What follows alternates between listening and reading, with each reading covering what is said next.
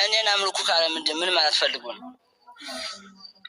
ማንን ታመልካለህ? ስለ አምላክ ስጠይቅህ ትነግረኛለህ። አሁን ደግሞ አምላክ ስለደነገገው ሃይማኖት ነው እየጠየቁኝ ያለው። እኔ ለምሳሌ ሃይማኖት ምንድን ነው ብትለኝ እስላም ነው ብለህ፣ ሃይማኖት ምንድን ነው ብባል አላህን አይደለም ብለህ፣ አምላክህ ማን ነው ካልከኝ አላህ ነው።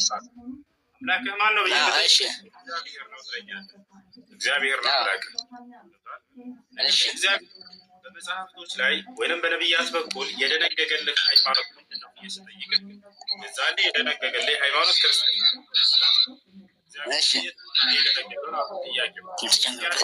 የክርስትና ሃይማኖት ተከተሉ ያለበት ቦታ የቱ ጋር ነው?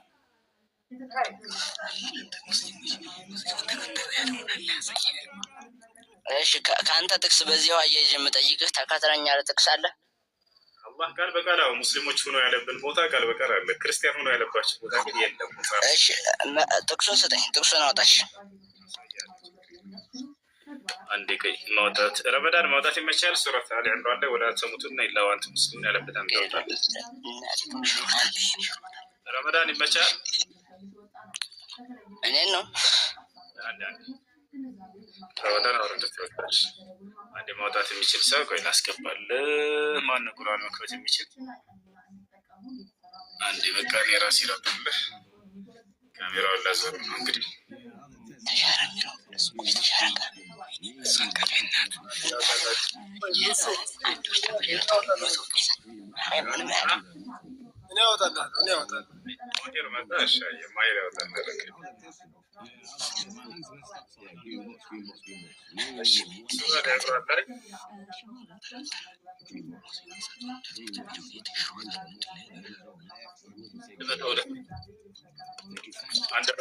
ሱራ አሊ ኢምራን 102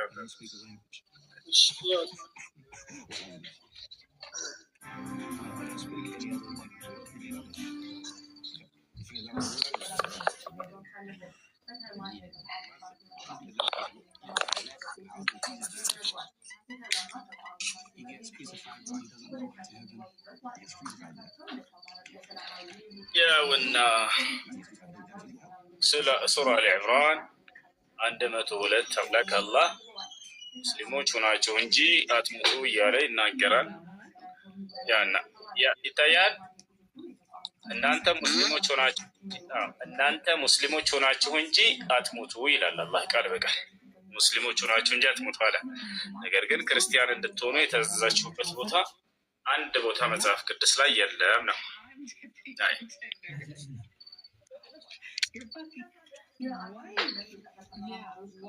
ይህን ይመስላል። እሱ ቃል እኮ ተሽሯን በራሱ እሱ ቃል እኮ የተሻረ ቃል ነው። ማነው ያለው? አንዴ ላግዘው እሱ አድርግልኝና ማነው ተሽሯል ያለች? ያው አዳምጠኛ አንድ ጊዜ ማለት ነው። ማነው ተሽሯል ያለ? ቆይ አዳምጥ። ቆይ የኔን ልመልስልህ። ማቴዎስ ወንጌል ምዕራፍ 16 ከቁጥር 26 ምን ያህል መሰለህ? ከእኔ በኋላ ማንም ሊመጣ ቢፈልግ ራሱን ይካድ፣ መስቀሉንም ይዞ ይሸከመኝ፣ እኔንም ይከተል ይላል። እሺ አሁን ጥያቄው ስለ ሃይማኖት ነው። ስለ ሃይማኖት ስያሜ ነው የተጠየቀው። ልክ ለምሳሌ አላህ ቃል በቃል ሙስሊሞች ነው። እሺ ቆይ እዚህ ጋር አንድ ጥያቄ ልጠይቅህ፣ ምሳሌ ማለት ነው። እኔ ምሳሌ እንትን ማነው ጌታችን ወይም ደግሞ ጌታችን መድኃኒታችን ኢየሱስ ክርስቶስ እኔን ተከተሉኝ ወይም ደግሞ እኔም ላምልኩኝ ያለበትን ጥቅስ ነው እንትን ጥያቄ አይደለ? የተገዘኝ ያለበት ቦታ ወይ አምልኩኝ ያለበት ቦታ ከሁለት አንዱ ችግር የለም። እሺ እኔ አምልከኝ ስላልኩ ታመልከኛለህ አንተ?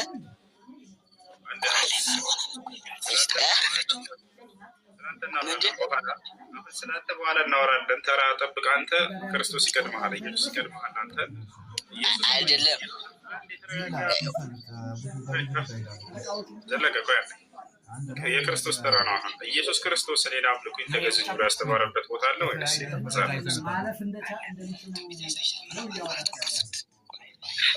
እሺ ቆይ ጥቅስ ልስጥህ።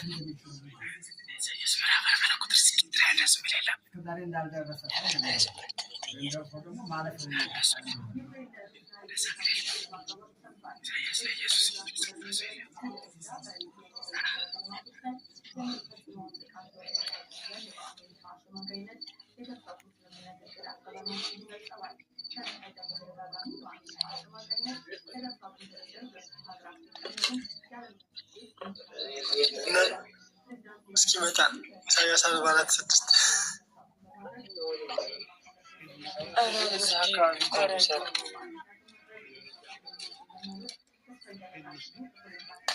ማስረጃ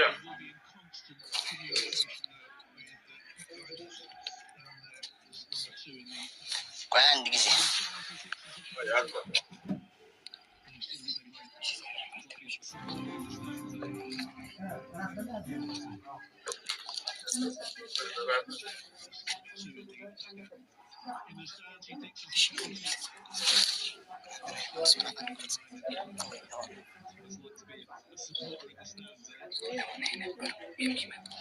እሺ ምን ይላል መሰለህ? የዮሐንስ ወንጌል ምዕራፍ 1 ራዕይ የዮሐንስ ራዕይ ምዕራፍ 1 ከቁጥር 8 ምን ይላል መሰለህ?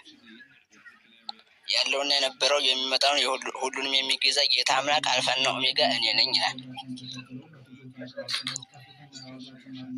ጥያቄ ምን ነበር? ተገማ ያልኩህ አምላክ የሆነበትን አሳየኝ አልከኝ። ኢየሱስ ክርስቶስ እኔ ተገኘኝ አምላክ የሆነበት ቦታ አለ ወይ?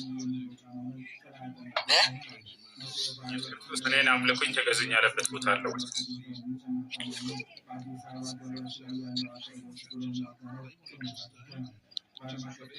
እሱን ደግሞ አልኩህ ማቴዎስ ወንጌል ምዕራፍ 16 ከቁጥር 24 ላይ ከኔ በኋላ ማንም ሊመጣ ቢፈልግ ራሱን ይካድ መስቀሉን ይሸከም እኔንም ይከተል ይላል።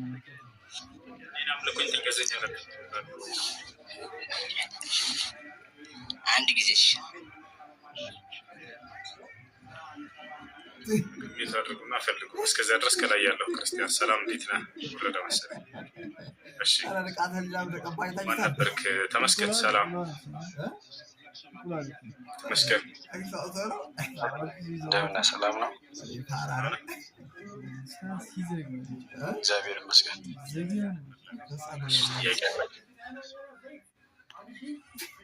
ጥያቄ የለኝም፣ ግን ስትከራከሩ እንደ አጋጣሚ ያየውና ምናልባት የሚመለከተኝ ነገር ካለ እሺ ጥያቄውን መመለስ ፈልገህ ከሆነ መለስ፣ ችግር የለውም። አምላክ እንግዲህ ትክክለኛ ሃይማኖት ብሎ ማለት እዚህ ዓለም ላይ አምላክ የደነገገውና ነቢያቶች የሰበኩት ሲሆን ጊዜ ይህን ደግሞ የምታገኙት በቁርአን ላይ ስታነቡ ጊዜ አምላክ ራሱ እስልምና እንደደነገገውና ነቢያቶች እንደሰበኩት ቃል በቃል ተቀምጧል። ይህን ነገር መጽሐፍ ቅዱስ ላይ እናገኛለን ወይ ነው ጥያቄው። አምላክ ክርስትናን ደንግጎታል ወይ? ክርስትና ሃይማኖትን ተከተሉ ብሎ እንዲሁም ነቢያቶች ህዝቦቻቸውን ክርስቲያን ሆኑ ክርስትናን ሃይማኖት ተከተሉ ብለው ሰብከዋል ወይ?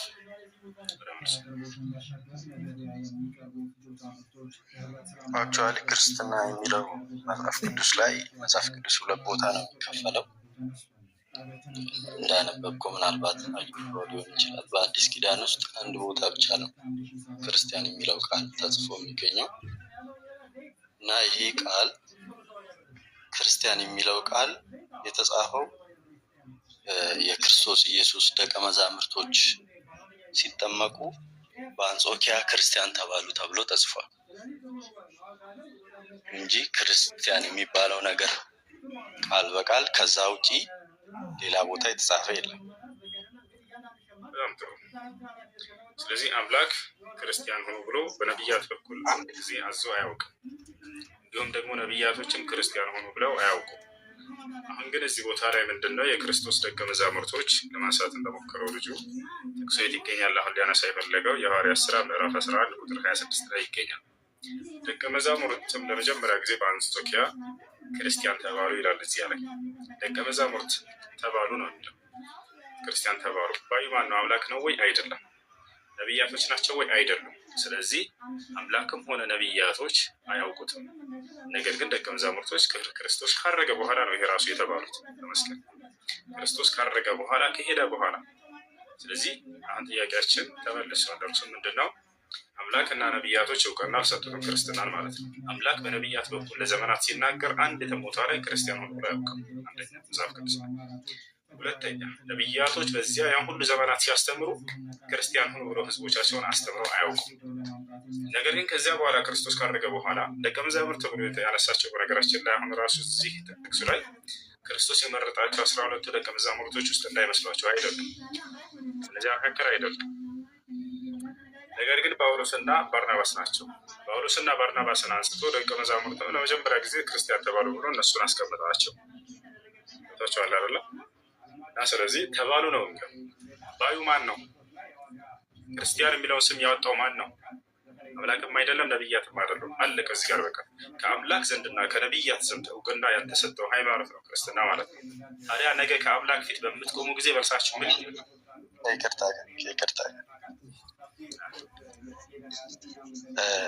መጽሐፍ ቅዱስ ላይ ክርስቲያን የሚለው ቃል የለም ማለት ክርስትና እውቅና የሌለው ሃይማኖት ነው ማለት አይደለም። የክርስትና ሃይማኖት መጀመሪያ መሰረት የሚያደርገው በክርስቶስ ኢየሱስ ላይ ነው። ትልቁ መሰረት ማለት ነው። ያ ክርስቶስ ኢየሱስ ደግሞ በትንቢት የመጣ ዝም ተብሎ ያልመጣ እጅግ በረጅም ዘመናት መካከል ነቢያቶች ሲቀባበሉት የደረሰ የሰው ሁሉ ራስ የሆነ ስለ ክርስቶስ ላይ ያጠነጠነ ነው እምነቱና ክርስቲያን ማለት ክርስቶስን የሚገልጥ የማንነት ጉዳይ ነው።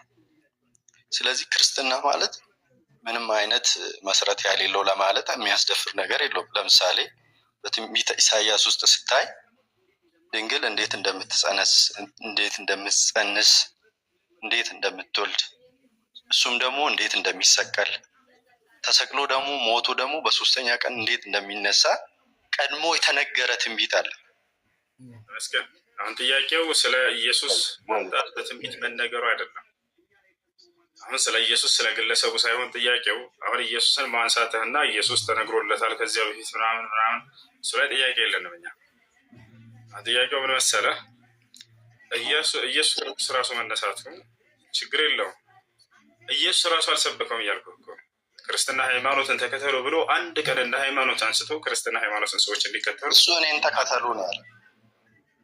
ስለዚህ እርሱን መከተል እንጂ ክርስትና የሚባለውን ሃይማኖቱን ስለመከተል ያስተማረበት ነገር የለም። እርሱ ደግሞ እርሱን መከተል ሲባል እሱ ሃይማኖት ነው። ኢየሱስ ራሱ ክርስቲያን ማለት እኮ የክርስቶስ ተከታይ ማለት ነው አይደለም? ማን ነው እንደሱ ያለ?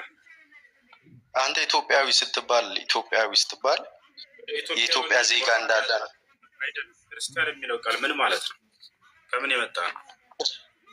ከክርስቶስ የመጣ ነው። ክርስቶስ ማለት ነው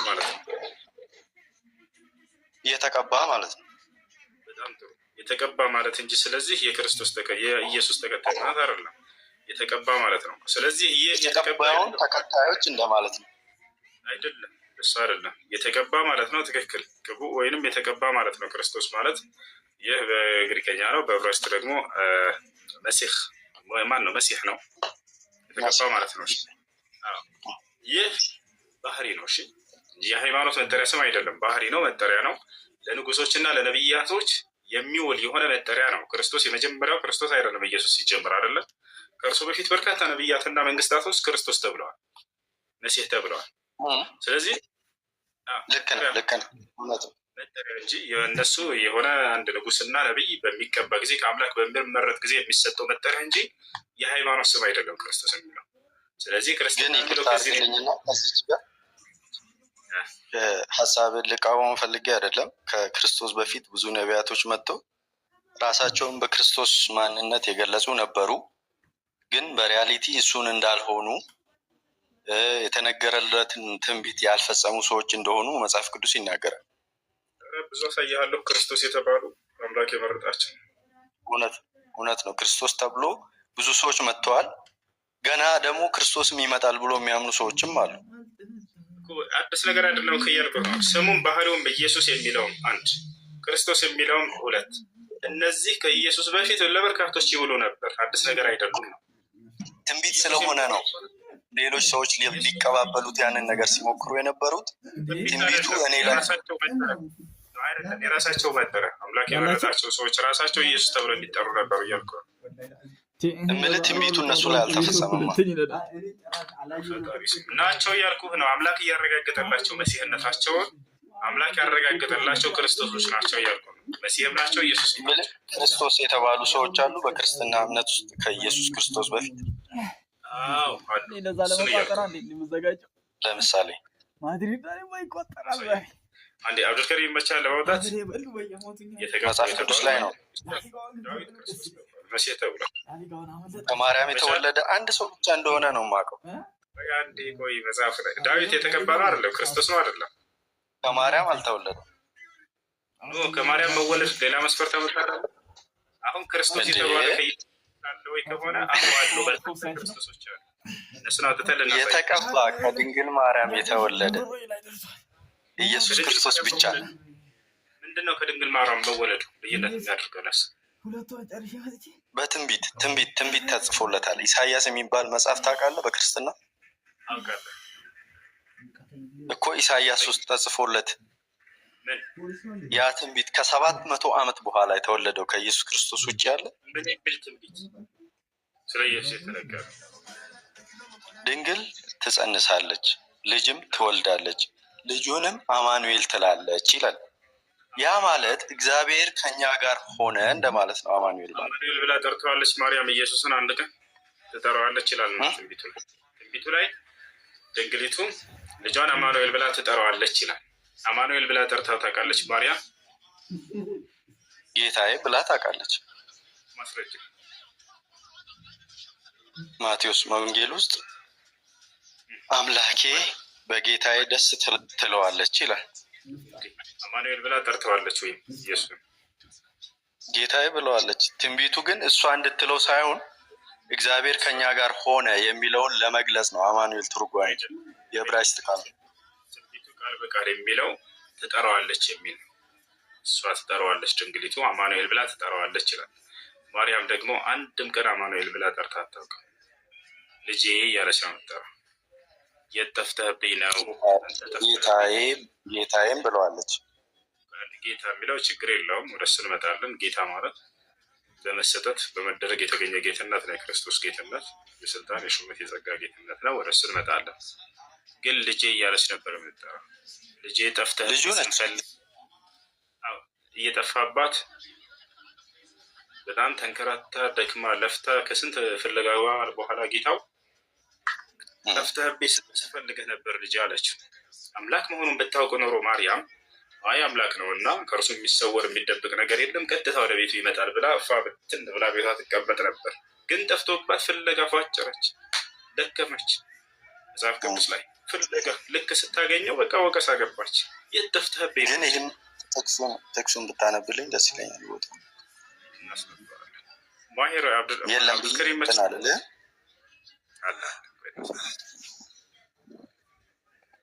አብዱልከሪም መቻል ለማውጣት የሚመቻቸው አንድ አውጡለት። ማርያም ኢየሱስ ክርስቶስ ጠፍቶበት ነበረውን ጥቅስ በነገራችን ላይ በጣም አድናቂ ነኝ። ነገሮችን በማንበብ በማስተዋል የምታደርጋቸው ነገሮች የሚደነቁ ናቸው እና ሁሉም እንዲያነብ ሁሉም እንዲያስተውል የሚያበረታታ ነው። ሪሊ በጣም አደንቃለሁ። እሺ ማሄር ለማውጣት ይመቻል።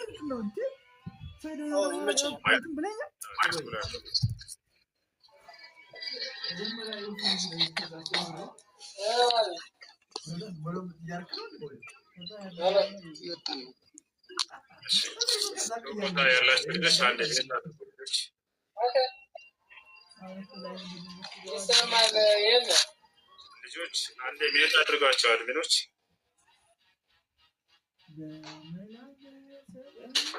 እሺ የምትፈልገው ሉቃስ ወንጌል ምዕራፍ 2 ቁጥር 48 ላይ ወጣ። እዛ ነው ያለሁት። ባየትም ጊዜ ይላል ይታያል። ቁጥር 48 ላይ ባየትም ጊዜ ተገረሙ ይላል።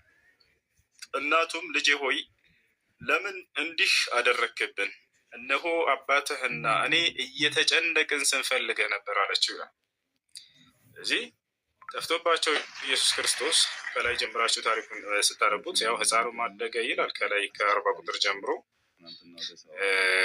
መጨረሻ ላይ ጠፍቶባቸው ነበር እና የ12 ዓመት ልጅ በሆነ ጊዜ ይላል ቁጥር 42 ላይ የ12 ዓመት ልጅ በሆነ ጊዜ እንደ በዓሉ ስርዓት ወደ ኢየሩሳሌም ወጡ። ቀኖቹንም ከፈጸሙ በኋላ ሲመለሱ ብላቴናው ኢየሱስ በኢየሩሳሌም ቀርቶ ነበር። ዮሴፍም እናቱም አላወቁም ነበር። ከመንገደኞች ጋር የነበረ ስለመሰላቸው የአንድ ቀን መንገድ ሄዱ። ከዘመዶቻቸውም ከሚያውቋቸውም ዘንድ ፈለጉት። ባጡትም ጊዜ እየፈለጉት ወደ ኢየሩሳሌም ተመለሱ። ከ3 ቀን በኋላ በመምህራን መካከል ተቀምጦ ሲሰማቸውም ሲጠይቃቸውም በመቅደስ አገኙት። የሰሙት ሁሉ በማስተዋሉ እና በመልሱ ተገረሙ። ባዩትም ጊዜ ተገረሙ። እናቱም ልጄ ሆይ ለምን እንዲህ አደረግክብን? እነሆ አባትህና እኔ እየተጨነቅን ስንፈልግህ ነበር አለችው ይላል።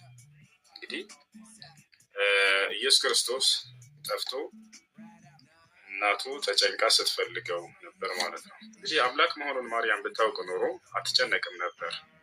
አይ አምላክ ሁሉን ያውቃል፣ ቤቱም አይሰወርበትም፣ አይጠፋምም፣ ወደ ቤቱ ይመጣል ብላ ተብላ ቤቷ ትቀመጥ ነበር። ግን አንዲት ልጅ ለልጇ አንዲት እናት ለልጇ እንደምትጨነቀው ሲጠፋባት ልክ እንደዚያ ሆና ማርያም ተጨንቃ ተጠባ ነበር፣ ልጁ በመጥፋቱ ምክንያት ማለት ነው።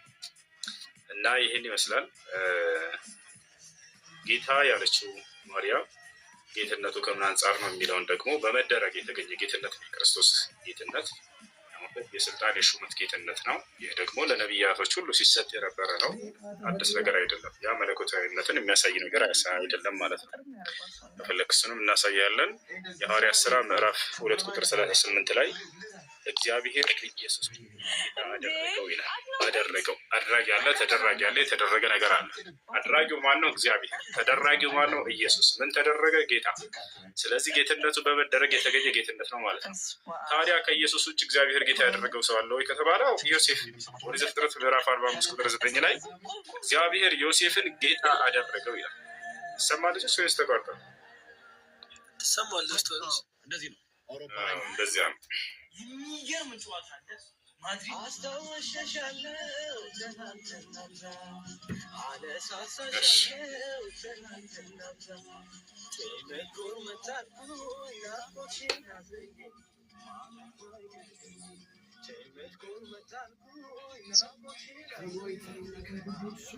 وعليكم السلام ورحمة الله وبركاته. دحندو أي حق ميزان ما شاء الله الله يحفظك يا رب. አባት የመሰከረች ማርያም ምንድን ነው አባት የምትለው? አንድ ቀን እንኳን አባት የለውም ብላ አታውቅም። እኔ ላይ ግን አባት እና እኔ እያለች አባት እንዳለው እያሳወቀች ነው። ምንድን ነው? እሺ ሉቃስ ወንጌል ምዕራፍ 2 ቁጥር 48 ማን ነው ሄለው? ሉቃስ ወንጌል ምዕራፍ 2 ቁጥር 48 አዎ ማርያም ዮሴፍ ለኢየሱስ ክርስቶስ አባት ነው ብላ ነው የምታምነው። እንዲሁም ደግሞ ዮሴፍ ለማርያም ባሏ እንደሆነ ነው የሚናገረው። ነገር ግን አማርኛው ላይ እጮኛዋ ብለው ቀይረውባቸዋል። ነገር ግን ትክክለኛ ሄዳችሁ ስታዩት ጊዜ ባሏ እንደሆነ ነው የተቀመጠው። ምንም ሚስቱ እንደሆነች ነው የተቀመጠው። ባልና ሚስት እንደነበሩ ተነግሯል። ኢየሱስ ክርስቶስም አባትህ ነው ተብሎ ሲነገረው ጊዜ እኔና አባትህ ስትል ጊዜ አላረማትም። አይ እሱ ዮሴፍ አባቴ አይደለም አላለም። እንዲሁም አንተ እርሱ የዮሴፍ ልጅ አይደለህን ሲሉት ክርስቶስ አላስተባበለም። አይ እሱ አባቴ አይደለም አላለም። ያ ክርስቶስ ያለ አባት መምጣቱን ታዲያ እየካዳችሁ ነው ወይ ልትሉ ትችላላችሁ። ያ ሙስሊም ስላም ያ እንደዛ ነው። ያለ አባት ነው የመጣው ክርስቶስ ከድንግል ማርያም ብቻ ያለ ወንድ ነው የተወለደው። ግን ይህን ማጽደቅ የሚችለው ቁርአን ብቻ ነው። ምክንያቱም ቁርአን ላይ አባት ተብሎ ለክርስቶስ አንዲት ቦታ ተገለጸበት። ዮሴፍ ምናምን ገለመሌ ወፍ የለም። ያለ አባት ማንም ወንድ ሳይነካኝ ቃል በቃል ማርያም ተናግራለች። ማለት አና የኮኑ ወለድን ወለም የምሰስኒ በሸር ወንድ ያልነካኝ ሰውን ለእኔ እንዴት ልጅ ሊኖረኝ ይችላል አለች። ከዚያስ ባለ ከዛሊክ ላሁ የኽሉቁ ማ የሻ አላት መልአኩ ገብርኤል ምን አላት? አምላክሽ አላህ ልክ እንዲሁ ያሻውን ይፈጥራልና እርሱ ሁን ይለዋል ወዲያውም ይሆናል አላት። ስለዚህ ክርስቶስ ያለ አባት ከድንግል ማርያም ያለ ወንድ ንክኪ የተወለደ ነው ብሎ የመናገር ሞራል ያለው ቁርአን ነው። ምክንያቱም ቁርአን ላይ አባት ተብሎ የተገለጸለት አካል የለም። መጽሐፍ ቅዱስ ላይ ስትሄድ ግን ኢየሱስ ክርስቶስ አባት አለ። ማርያም እኔና አባትህ ስንፈልግህ ነበር ትለዋለች። ልክ እንዲሁ ደግሞ ይህ ዮሴፍ ባሏ እንደሆነ ወይም ሚስቱ እንደሆነች መጽሐፍ ቅዱስ ላይ ተገልጿል። አንዴ ልመልስ እዚህ ጋር አንዳንድ ነገሮችን ያው አንተ ሙስሊም ነህና ያው ሙስሊም ቁርአን የሚደግፈውን ብቻ ነው ፕሪሼት የምታደርገው።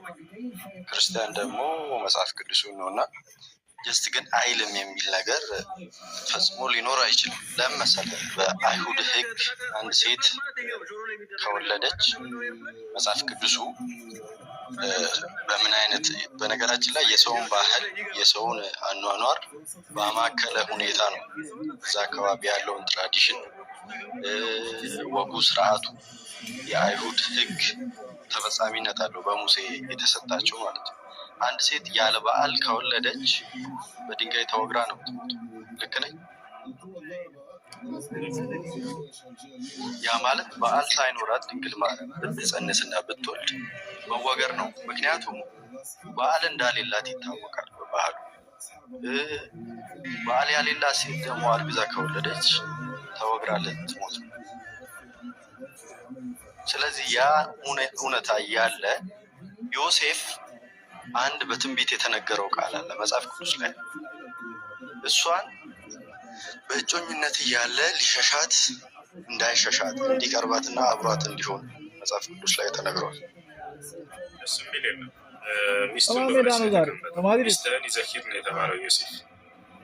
እንዳልከው በእጮኝነት ነው ያሉት። ሚስትህን ይዘህ ለመሄድ አትፍራ ተብሎ አትፍራ የተባለበት ምክንያት በድንጋይ እሷ ተወግራ እንዳትሞት ሚስትህ ተብሎ ነው የተነገረው። አማርኛው ላይ ባለፈው የሲቲና ዋዚሩን ባረውኛ አይቼ መጨረሻ ላይ ነው የታወቀኝ። ሲቲና ብዙ ጎል አግብቶ ሲያረጋግጥ ማለት ነው ማለት እጮኛ ማለት ነው። አድሪድ ያ ግን ሚስቱ ነች አይደለችም?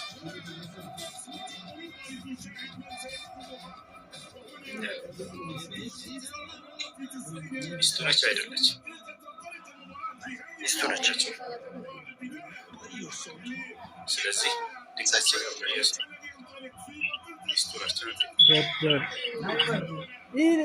ሚስቱ ከሆነች ማወቅ ያለብህ በድንግልና አልወለደችም ማለት ነች። ምን ይሰራል እስኮ አንተ? በድንግልና አልወለደችም ምናምን ያለው ማቴዎስ መስልቶ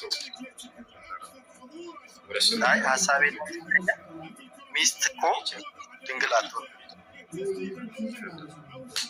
አንዲት ቦታ ላይ ማርያም በድንግልና ወልጄዋለሁ አላለችም? ክርስቶስን ደፍሮ አይ እኔ በድንግልና የተወለድኩት ብሎ ያስተማረበት ቦታ የለም። ደንቆሮ ነው ድንግል ትጸንሳለች ምናምን የተባለውን ትንቢት ያ ተነግሮለታል እንዳትል ያን ትንቢት አንድ ትንብ አንስቶ ኢየሱስ ክርስቶስ ይሄ ለእኔ የተነገረው አላለም። ልብ ብላችሁ ወላሂ ላዚም በድንግልና መውለዷን ማርያምን በደንብ ያረጋግጠላችሁ ቁርአን በደንብ የሚያረጋግጥላችሁ ክብራቸውን የጠብቅላችሁ። ታዲያ ለተነሳባት ያንን ህጉ እንዳልከው ቀደም በድንግልና ዝሙት ያደረገች ሴት በይሁዳውያን መካከል የዛኔ ወግራ ትገደላለች።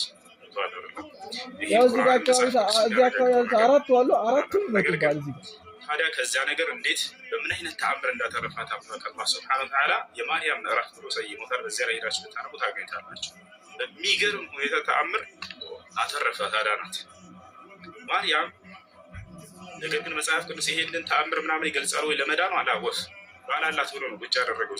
ባል መኖር ባልና ሚስት መሆን ይሄ ደግሞ እርሷን ሊያተርፍ የሚችል ወይም ድንቅ የሆነ ተአምር ነገር አይደለም። ነገር ግን ተአምሩ ወዲህ ነው። ማርያም ጸነሰች። በጸነሰች ጊዜ ያ ለይተኒ ሚቱ ቀብለ ሃዛ ወኩንቱ ነሲየን መንሲያ አለች። ምን ነው ይህ ነገር ከመከሰቱ በፊት ሙቼ በነበር የተረሳሁኝ ሆኜ በነበርም አለች። ይህን ያለችው ምጡ ከብዷት ምናምን ሳይሆን ማርያም እንደሚታወቀው በህዝቦቿ መካከል በጣም የተከበረች ጻድቅ ሴት ነች። ከወንድ ጋር ምናምን ማትታወቅ የሆነች ሴት ነች። ይህን ጽንስ ይዛ በምትሄድ ጊዜ በአይሁዳውያን መካከል ለሚመጣባት ጥያቄ እሷ ሀያ ያላት አይናፋር የሆነች ሴት ነች። ያንን መቋቋሙ እንዴት ሊሆንልኝ ነው ብላ ማሰብ ጀመረች። እዚያ ነው የተጨነቀችው አንድ ቤቷ እስክትጨርስ። በዚህ ጊዜ አምላክ አላህ ስብሐነሁ ወተዓላ ከጎኗ እንደሚሆን ነገራት። ሽራላት ፈኩሊ ወሽረቢ ወቅሪ ዐይኒ አላት። መጀመሪያ የሚያስፈልጋትን ነገር አሟላላት አላህ። ብይ ጠጪ አላት። ከአጠገቧ የቴምር ዘንባባ ዛፍ ነበረ የደረቀ። እሱን ወሁዚ ኢለይኪ ቢጅዝዒ ነኽል አላት። እጅሽ ደረቀ የደረቀ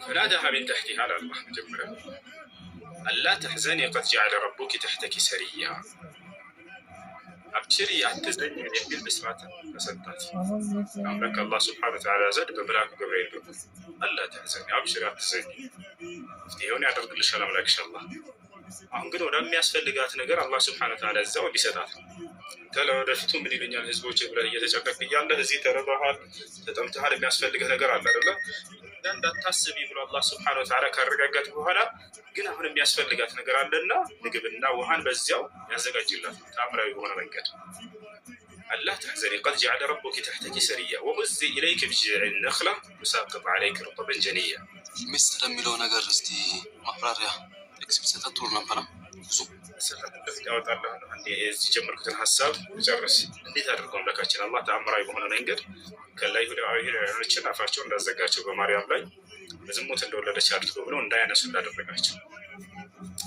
ከዚያም በኋላ በዝሙት ነው የሚል በርሷ ላይ እንዳይለፈልፉ ነው ያደረጋቸው አላህ ሱብሓነሁ ወተዓላ እሱ ምንድነው ከተባለ ቴምሩን ገፋ ስታደርገው ጊዜ ወይ ደግሞ ዙዝ ስታደርገው ጊዜ አላህ ሱብሓነሁ ወተዓላ እሸት የያዘ የሆነ ቴምር አረገፈላት እዚያው አፈራላት ወዲያው እንድትበላ አደረገ ውሃንም ከዚያ በኋላ ከእግሯ ስር እንዲፈልቅ አደረገላት ከዚያ በኋላ ፈኩሊ ወሽረቢ አላት አሁን በይጠጫላት ወቀርኒ አይንሽን ትደሰት አብሽራ ከዚያ በኋላ ለህዝቦቿ ለሚመጣባት ጥያቄ ደግሞ ምን እንደሚላት ተመልከቱ فإما ترين من البشر أحدا فقولي إني نذرت للرحمن صوما فلن أكلم اليوم إنسيا አሁን በምትሄጂ ጊዜ ወደ ህዝቦችሽ መካከል አንድንም ሰው እንኳን ብታገኝና ብታይ ለጌታዬ ለአዛኛው ለአላህ ተሰያለሁኝ ምንም አይነት ንግግር ላልናገር ጸጥ እንድል እሺ ንገሪያቸው አንቺ መልስ እንዳትሰጫቸው አለች ምን ይጠይቋት አንቺ መልስ እንዳትሰጪ ዝም በይ ለምን ተባለች ምክንያቱም የእርሷ ንግግር አሁን አሳማኝ ሊሆን ስለማይችል አይሁዳውያን አይ ተአምራዊ በሆነ መንገድ ሊወለድ ሊሰሟት አይሰሙ ስለዚህ እዚህ ቦታ ላይ ከአይምሮ ውጭ የሆነ ተአምራዊ ነገር ያደረጋት ያንንም አላህ ምን አደረገ ከተባለ ያዘለችውን ህፃኑን ክርስቶስን እንዲናገርና እንዲመሰክር አደረገ እዛኔ ይሄንን ከአይምሯቸው በላይ ነው ተአምር ነው ህፃን ልጅ ገና ተወልዶ ሊናገር አይችልም አይደለ ለካ አላህ ሱብሓነሁ ወተዓላ አንቺ ዝም በይ አላት ምክንያቱም የእርሷ ንግግር በአሁኑ ቦታ ላይ ተቀባይነት ስለማይኖረው ከሄዶች አይ ተአምራዊ በሆነ መንገድ ወለድኩኝ ልትል አይሰማትም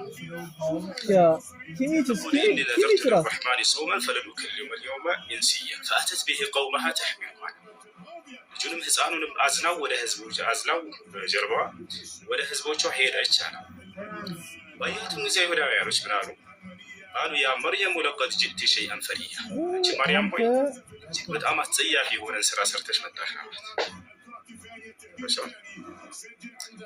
እየተናገሯት ነው ጸጥ ብላለች እሷ ጸጥ በይ ተብላ ያ እኽተ ሃሩን ማ ካነ አቡኪ እምረአ ሰውኢን ወማ ካነት እሙኪ በግያ ይህ ሁሉ ሲናገሯት ጊዜ አሻረት ኢለይሂ ወደ እርሱ አመለከተች እንዲህ ብላ ደርሷ አመለከተቻቸው ቃሉ ከይፈ ኑከሊሙ መን ካነ ፊል መህዲ ሰቢያ ማለት ለሚጠይቋት ጥያቄ እርሱ ይመልስላችሁ እያለቻቸው እንጂ እንዳትናገሪ ተብላለች እዛም አይሁዳውያኖች ተቆጡ ወደ እሱ ስታመለከታቸው ምን አሏት كيف نكلم من كان في المهدي صبيا ገና በእናቱ ጀርባ ላይ አንቀልባ ላይ ታዝሎ ያለን ህፃን እንዴት ብለን ነው የምናናገረው እንዴት እርሱን ጠይቁት ትይናለሽ አንቺ ራስሽ መልሽ አላት እሱ ሊናገር አይችልም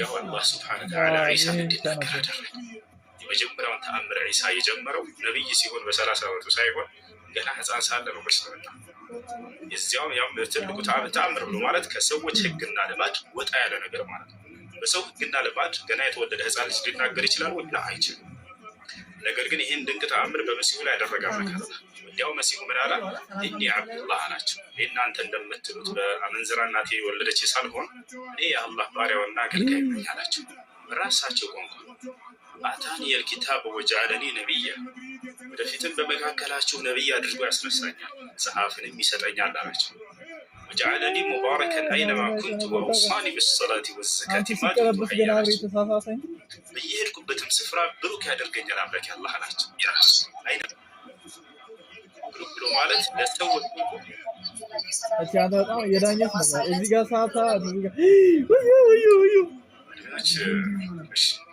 ምን አለ ወጀዐለኒ ሙባረከን አይነማ ያኛው ግን እያየሁ ነበር። በየሄድኩበት ስፍራ የተባረኩኝ ያደርገኛል አለ። የተባረኩኝ ማለት አገር ሲራይ ነው የሆነው እንደዛ ከሆነ ለማግስት ኖርማሉ ከሰጠው አንድ ነገር አይደለም ስራ ይሰራላችሁ ኖርማሉን ከሰጠው አንድ ሰው ከላይ ታሙ በመሲሁ ዘመን አይበጣም የተፈወሰ አንድ ይቀበላል። ቅድም ልነግርህ እያልኩ እኮ ትቀበላል። ከሲቲ ራሱ ይቀበላል ይሉታል። ማንኛውም አካላዊ በሽታ መጥተው ሰዎች በመሲሁ ዘንድ ተካሩ ይፈውሳቸው ይሄንን ያደርግላቸው እና ይሄን ነው ቀድሞ ገና ነገራቸው። ጀዐለኒ ሙባረከን አይነማ ኩንቱ በየሄድኩበትም ስፍራ የተባረኩኝ ያደርገኛል አላቸው። ወአውሳኒ ቢሰላቲ ወዘካቲ ማ ዱምቱ ሐያ በህይወት እስካለሁም ድረስ ሶላትን እንድሰግድ ገንዘቤም ለድሃዎች ዘካት ምጽዋት እንድሰጥ ያዘኛል። ይሄንን ነገራቸው እና ይህ ነው ዒሳ ዓለይሂ ሰላም ለእናቱ እንዲወሰድ እና በዚህ ተአምራዊ በሆነ መንገድ የእርሷን ዳይኳቸው። ነገር ግን መጽሐፍ ቅዱስ ላይ ስንሄድ ጊዜ ልጁ አሳይ እያለ ነበር ዶክተር የሚለው ከላይ ሚስቱ እንደሆነች ማርያም ቁጭ አድርጓል። ባል እንዳላት ዮሴፍ የሚባል ቁጭ አድርጓል። ይህ ተአምራዊ በሆነ መንገድ አተረፋት ምናምን እንደዚህ ከተጠያቂነት አዳራት ምናምን ወፍ ለምሳሌ ቅድም ከተመስገን ጋር ስታወራ የሆነ ነገር ቋንቋ ዘለ አልፈ ነበር። ሚስትና እጩኛ ምንድን ነው ዲፍረንስ ውስጥ ትንሽ አስረዳን እስቲ እዚህ ላይ።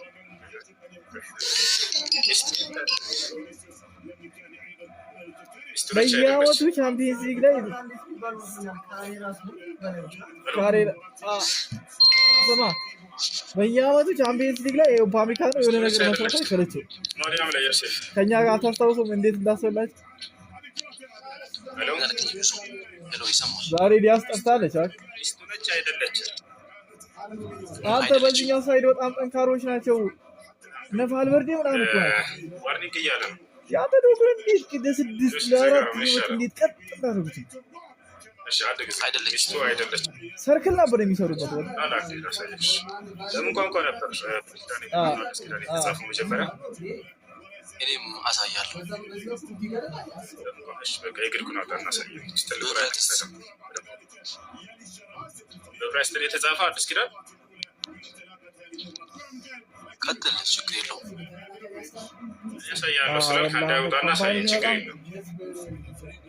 ከመጽሐፍ ቅዱስ ከአማርኛው አውጥተን ብናወራ ካርዶላ ሲወጣ ኮምፓይል ነው እሱ ተርጉሞ የሰጠው ነው። ቅድም ሚስት የሚለውን እጮኛ ብለው ተርጉሞ ሰጥተውሃል ነው። ነገር ግን ትክክለኛ የሚለው ሚስትህን ይዘህ ለምን አትሄድም የሚለው እጮኛን ይዘህ ለምን አትሄድም ነው መጽሐፍ ቅዱስ ነው። መጽሐፍ ቅዱስ ለፉል ዋክ ነው የሚገባው መሀል ላይ ነው።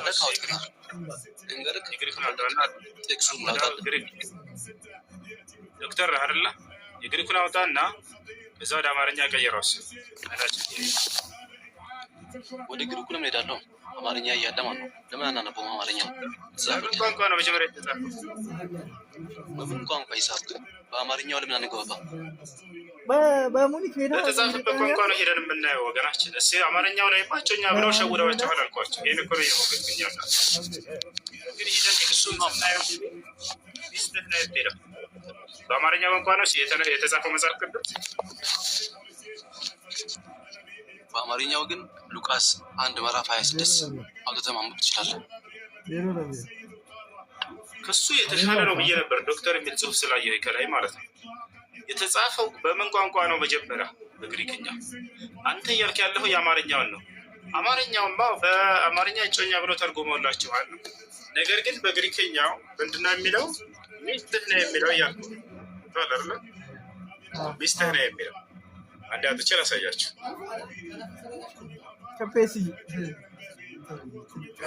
እሺ ይሰማችኋል? አንድ ኮምፒውተር ካልገባሁ የማለት ያው የግሪኩ ምንጩ ስለሆነ ምንጩ ነው አስገባኝ። የግሪኩ ምንጭ ነው። አሁን እንደዚህ ላይ አንድ ተመልከቱ። ታይቷል። አንዴ ወርቅና እንደሚሄድ አድርገው አንዴ ሳይዘጋብኝ ቶሎ ሄድ አሳያቸው። እኛ ደግሞ ሊቨርፑል ነው ይታያቸዋል። ማቴዎስ ወንጌል ምዕራፍ 1 ቁጥር 20 አማርኛውን እንየውና እንዴት ቀጥሎ እንደነበር ሲያስብ ሳላ ባዶ ጎስቶ እነሆ የጌታ መልአክ በሕልም ታየው፣ እንዲህም ማለት የዳዊት ልጅ ዮሴፍ ሆይ ከእርሷ የተጸነሰው ከመንፈስ ቅዱስ ነውና እጮኛህን ማርያምን ለመውሰድ ምናለው እጮኛህን ማርያምን ለመውሰድ አትፍራ ይላል አማርኛቸው ላይ። ማቴዎስ ወንጌል ምዕራፍ 1 ቁጥር 20 በቃ እንዳረጀ ቅልጥፍናው እንደጠፋበት ብታውቁ ነው ሳላ ያና የግሪኩ ማቴዎስ ወንጌል ምዕራፍ ማርገው የራሱ እንዲገባ ነው እንደሚጠብቀው ይገባል። 1 ቁጥር 20 ላይ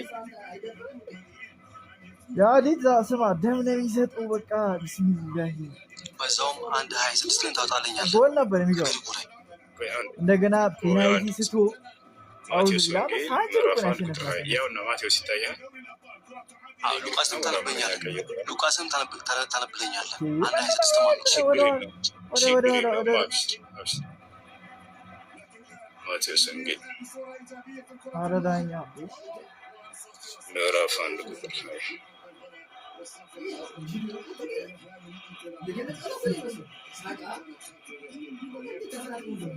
ዳኛው ትክክል አይቷቸው ወደዚህ አውጣና አምባ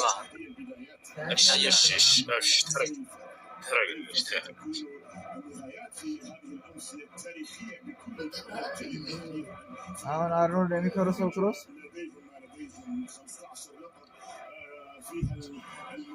እሺ ይታያል። ሚስትህን ለመውሰድ አትፍራ። ማርያምን ሚስትህን ለመውሰድ አትፍራ። ጌታ ሰው አየህ፣ ማርያም እንደዚህ ለመውሰድ አትፍራ ይላል። እዚህ ላይ እንደዚህ ያደረገ ሉቃስ ወንጌል ምዕራፍ 1 ቁጥር 26 እስቲ አንብብል። ቆይ አንድ ከአንድ ቦታ ብቻ መውሰድ የለብህም። አይ ከአንድ ቦታ ብቻ መውሰድ የለብህም። እሺ ስንት ነው የሚያለው? አውጣል፣ ችግር የለውም። እሺ ሉቃስ ወንጌል ምዕራፍ 1:26 ነው። ሉቃስ 1:26 ታውጣለህ፣ ችግር የለውም። አይ እና ስለዚህ ሚስቱ ነበረች ማለት ነው። ሉቃስ 1:26 ምንድን ነው ያለህ እዚያ ጋር? ከግሪክ አውጣልኝ፣ ከግሪኩ አውጣልኝ እኮ። ምን ለማሳየት ፈልገህ ነው? ንገረን ነው። ሚስቱ እንዳልሆነች አሁን ስለ ሚስትና ስለ እጮኛ እያወራን ነው። ስለ ሚስትና ስለ እጮኛ እያወራን ነው እኮ። እሱን እንደዛ ላይ ሚስቱ እንደሆነች ተናገረ። እሺ ሉቃስ ወንጌል ምዕራፍ 1 ቁጥር ሉቃስ ወንጌል ምዕራፍ 1 ቁጥር 26 አንድ ጊዜ መጀመሪያ አማርኛው ስለምንድን ነው የሚያወራው? 1:26 ስለጮኛው ሰጣችሁ ምናምን ብሎ ይገልጻል። ስለምብል 1:26 እስኪ አብረው ምን ይላል? መጀመሪያ በስድስተኛው ወር መልአኩ ገብርኤል እግዚአብሔር ዘንድ ስሟ ናዝሬት ወደምትባለው ወደ አንዲት ገሊላ ከተማ የዳዊት ወገን ለሚሆን ዮሴፍ ታጨችው ወደ አንዲት ድንግል ተላከላት።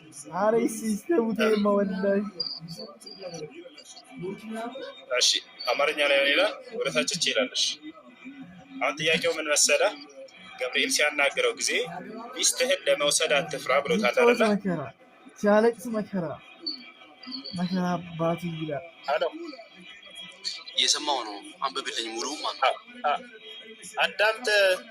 ሚስትህን ብሎ ሚስት እንደሆነች ሚስትህ ተብላ ተገልጻለች እኮ። ሚስትህ ተብላ ተገልጻለች አይደለ? አሁን የማቴዎስ ወንጌልን እያወራሁ አይደለም። አሁን እኔ እያወራሁ ያለሁት የሉቃስ ወንጌል ምዕራፍ 1 ቁጥር 26 ከግሪክ ያንን ማስረጃ መሰለህ ይወጣል እኮ። የታች ሱሪ ሊያስቀምጥልህ ይችላል እኮ ያለህ እኮ ነው። ነገር ግን መልአኩ ሲያናገረው ጊዜ ሚስትህን ለመውሰድ አትፍራ እያለው እዚህ ቦታ ላይ እየተረከልህ ያለው ማለት ነው ሉቃስ እዚህ ጋር የታጨች ብሏል። የታጨች ብሏል። ነገር ግን ገብርኤል እሱ ሲናገሩ ጊዜ ከአንድ አዳምጥ። ስለዚህ የሚለው ነበር። ስለዚህ ምንድን ነው? ቆይ ስለዚህ ላይ ማቴዎስ ታጨች ስለደው ስለዚህ ይጋጫል ማለት ነው። አትደምቁም እንዴ? ይሄ መጀመሪያ እየነገረህ ያለው መጀመሪያ ሉቃስ እየነገረህ ያለው የታጨች ወደ ሆነችው አብሮ ተናገረ። ነገር ግን ከዚያ በኋላ ገለጸው ሚስቱ እንደሆነች ገለጸ ማለት ነው። አረ ዶኩ ፖንት ነው ወላሂ ያ ነው። ስለዚህ ዶኩ አንተ ተጋሳ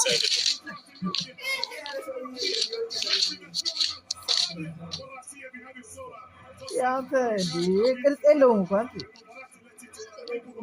የሉቃስ ወንጌል ነው የማቴዎስ ወንጌል ነው የሚቀርበው። አቅልሏት ነበር ላኢላሃ ኢላላህ ኮሱ ነው ያወራል ያለው ነው ኮሱ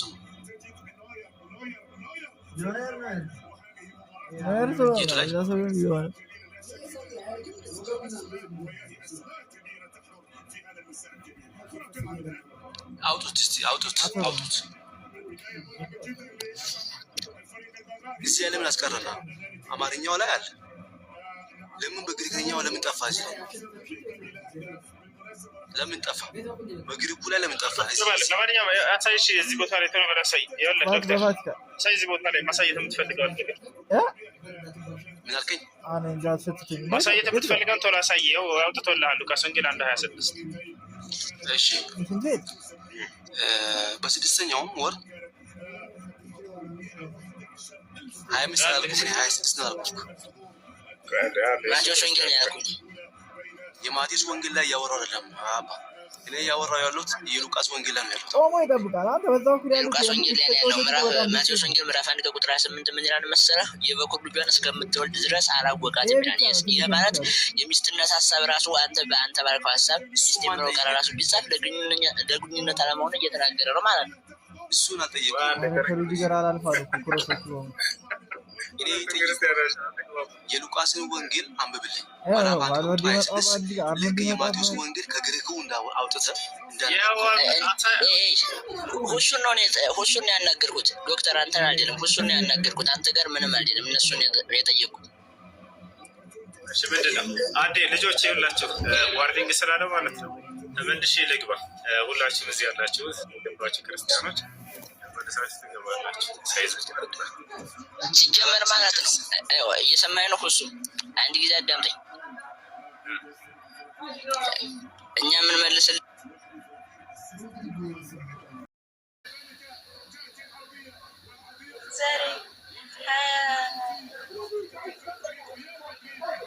ዛሬ ምንድን ነበር ሰኞ ዛሬ ሰኞ ነው ዛሬ እንደዛ ይመስለኛል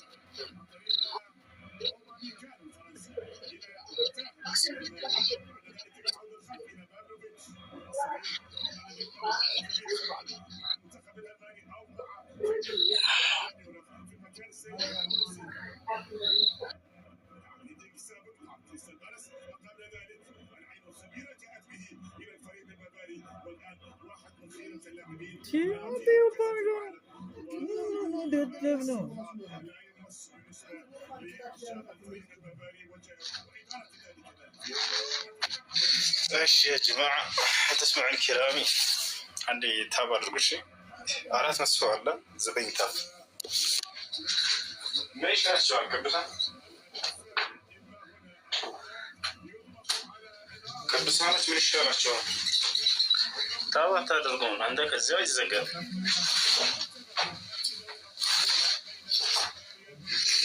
እሺ አድሚን ታብ አስደርጉ በቃ ከዚህ በኋላ ታብ አድርጉ ምናምን እያልኩ መደጋገም የለብኝም لماذا لا تكبسون يا جماعة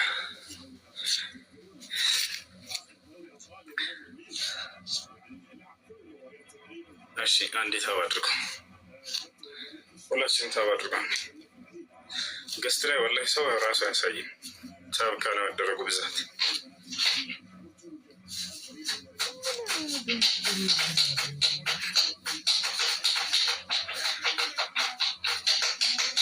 نمبر ذكر لكم ايوه ماشي كبسوك قبل ان نحضر او يسكروا علينا تككلني من نظر الله بس እንደዚህ ነው ወይንስ እንደዚህ يا سلام والله يسير በቃ እንደዚህ ነው ሰው መልበስ ያለበት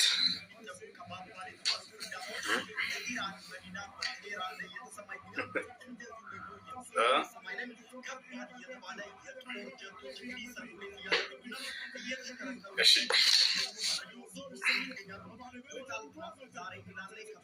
አንዴት አድርጉ ይውላችሁ ሰው ማስገባት ራሱ አልችልም። ታብና ለወቶች ያስገቡት ከዛ አድሚኖች በተራ ሰው ታስገባላችሁ።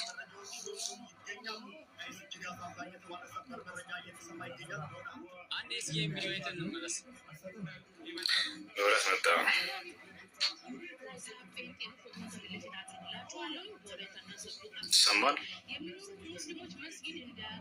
ይሰማል ወይስ አይሰማም? ማን ይሰማል? ራሱ እሺ ጥያቄ አለ ጠይቅ። ታማረጋቸው ነው ተቋርጦ ያው ላይ ነኝ እንዴ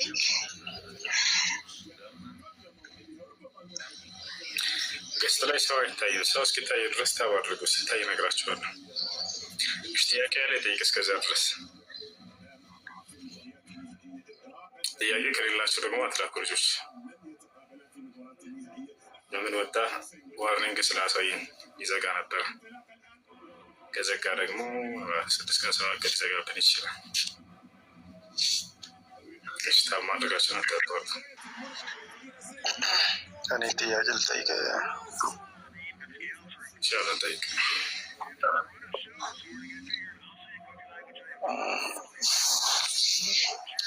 እኔ በእምነት ክርስቲያን ነኝ። በእስልምና ላይ ቆመ የክርስትና መጽሐፍ ቅዱስ ጀስቲፋይ ማድረግ ትችላለህ ወይ? ደግሞ የክርስትና መጽሐፍ ላይ ቆመ የክርስትና የሙስሊሙን ቁርአን ጀስቲፋይ ማድረግ ይቻላል? እሺ እስልምናን በመጽሐፍ ቅዱስ ላይ ቆመን መስበክ ሁላ እንችላለን። ነገር ግን በመጽሐፍ ቅዱስ ላይ ተቆሞ ክርስትና አይሰበክ። ክርስትና አይሰበክ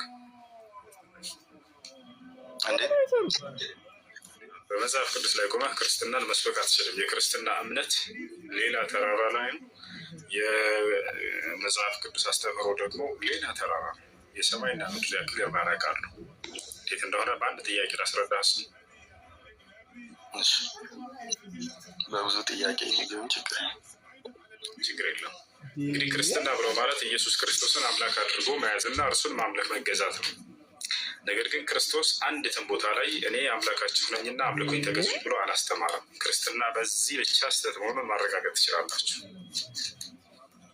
አንድ ቦታ ላይ ኢየሱስ ክርስቶስ እኔ አምላካችሁ ነኝና እኔን አምልኩኝ ተገዙኝ ብሎ የሰበከበት ቦታ የለም። ነገር ግን የክርስትና የእምነት መሰረቱ ምንድን ነው? ክርስቶስን እንደ አምላክ አድርጎ መያዝ እና እርሱን ማምለክ መገዛት ነው። ይህ የክርስትና የእምነት መሰረት መጽሐፍ ቅዱስ አይሰብክም፣ የለም።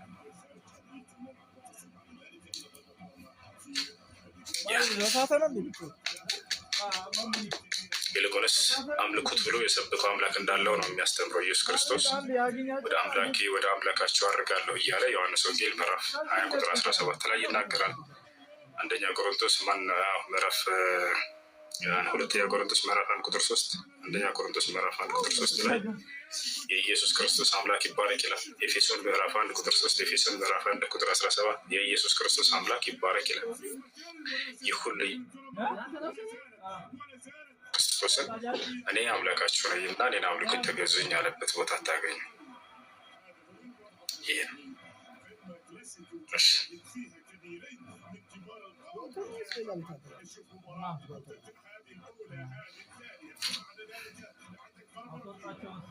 ሰማ ልጆች ዋላ እሱ ተዋልታ ገባች።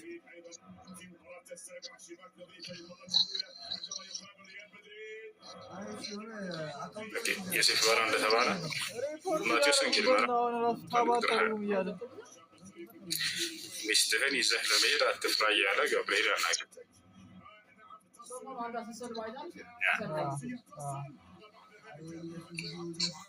ሚስትህን ማርያምን ይዘህ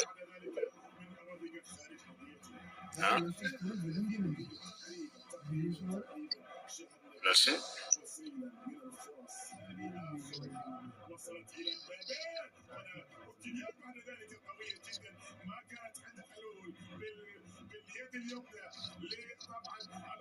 ያስከሰተ አይደለም። አዎ እንትን አልተገናኙም ምናምን ሳይገናኛት እያለ የተናገረው ማቴዎስ ነው። ከየት እንዳመጣ አይታወቅም። ማቴዎስ ሳይገናኛት መልአኩ ምናምን ብሎ እሱ ነው እንትን ያለው እና አንድ ባል ከሚስቱ ጋር አብሮ ሲኖር ጊዜ እንግዲህ አይሁዳውያኖች ራሱ አብረው የኖሩ አካሎች የሚያውቁት ሚስቱ እንደሆነች አባቱ እንደሆነ ነው ዮሴፍን የሚያውቁት። ይህን ነገርም ክርስቶስም አንዲትን ቦታ ላይ ሲናገሩት ጊዜ አላስተባበለም። አይሰማም እንደ ልጆች ሲያስጠላ በኋላ ይሰማል። ከተሰማ አንዲትን ቦታ ላይ ኢየሱስ ክርስቶስ አባትህ አንተ ይሄ የጸራቢው የዮሴፍ ልጅ አይደለም ምን ሲሉት ክርስቶስ እንግዲህ ሰዎች ሲሳሳቱ ዝም ሊል አይችልም፣ ያርማቸዋል። አይደለም ተሳስቶ ታላላቅ የካህናት አለቆች ሲሳሳቱ ያርማቸዋል፣ ሁላ ፈሪሳውያኖች ሲሳሳቱ ያርማቸዋል። ስለዚህ ሰዎችን ስህተት ላይ እያየ ዝም ሊል አይችልም። አንዲትም ቦታ ላይ ግን ክርስቶስ ያነ ሲናገሩት አንተ የዮሴፍ ልጅ የጠራቢው ዮሴፍ ልጅ አይደለህ ሲሉት አይደለሁም ብሎ ሊያርማቸው አልቻለም። ገብታችኋል? እንዲሁም ማርያም ራሷ ምን የተቀበለችው ነገር ነው። እኔና አባትህ ስንፈልግህ ነበር አለችው። ስለዚህ መጽሐፉም ልክ እንዲሁ ሚስቱ እንደሆነች ይናገራል። ያን ይናገራል። ከዚህ ነገር ሁሉ ያጠራውና ያጸዳው ማን ነው ከተባለ ቁርአን ነው። ቁርአን ላይ አባት ምናምን ገለመሌ ብሎ ሂሳብ የለም ለክርስቶስ። አንዲትም ሰው አባት ተብሎ አልተጠራለትም። ዮሴፍ ምናምን የሚባል ታሪክ የለም። ልክ እንዲሁ ማርያም እኔና አባትህ ስንፈልግህ ምናምን ቁርአን ላይ ላወፍ የለም። በፍጹም እኔ ማንም ሳይነካኝ ነው የወለድኩት እያለች የምትናገርለት ብቸኛ ልጅ ምናምን ቁርአን ላይ ላወፍ።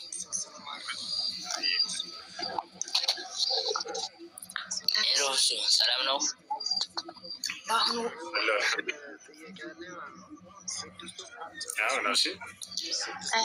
በአሁኑ ሰዓት ራሱ አሉ እንደዛ ብለው የሚያምኑ ማለት ከኢየሱስ ክርስቶስ በኋላ አልተወለደች ብለው የሚያምኑ አሉ። እኔ በዚህ ሀሳብ አልስማማም። ግን እጮኛ ተብሎ እዛ ጋር ደግሞ እሱ ደግሞ ያንተን ሆነ ማለት በግሪኩ ካለ ምንጩ ነው ብዬ ስለማስብ እኔ በሱ ነው ተምረቱ ማርያም አግብታለች የሚለው ነገር ይህንን አልቀበልም።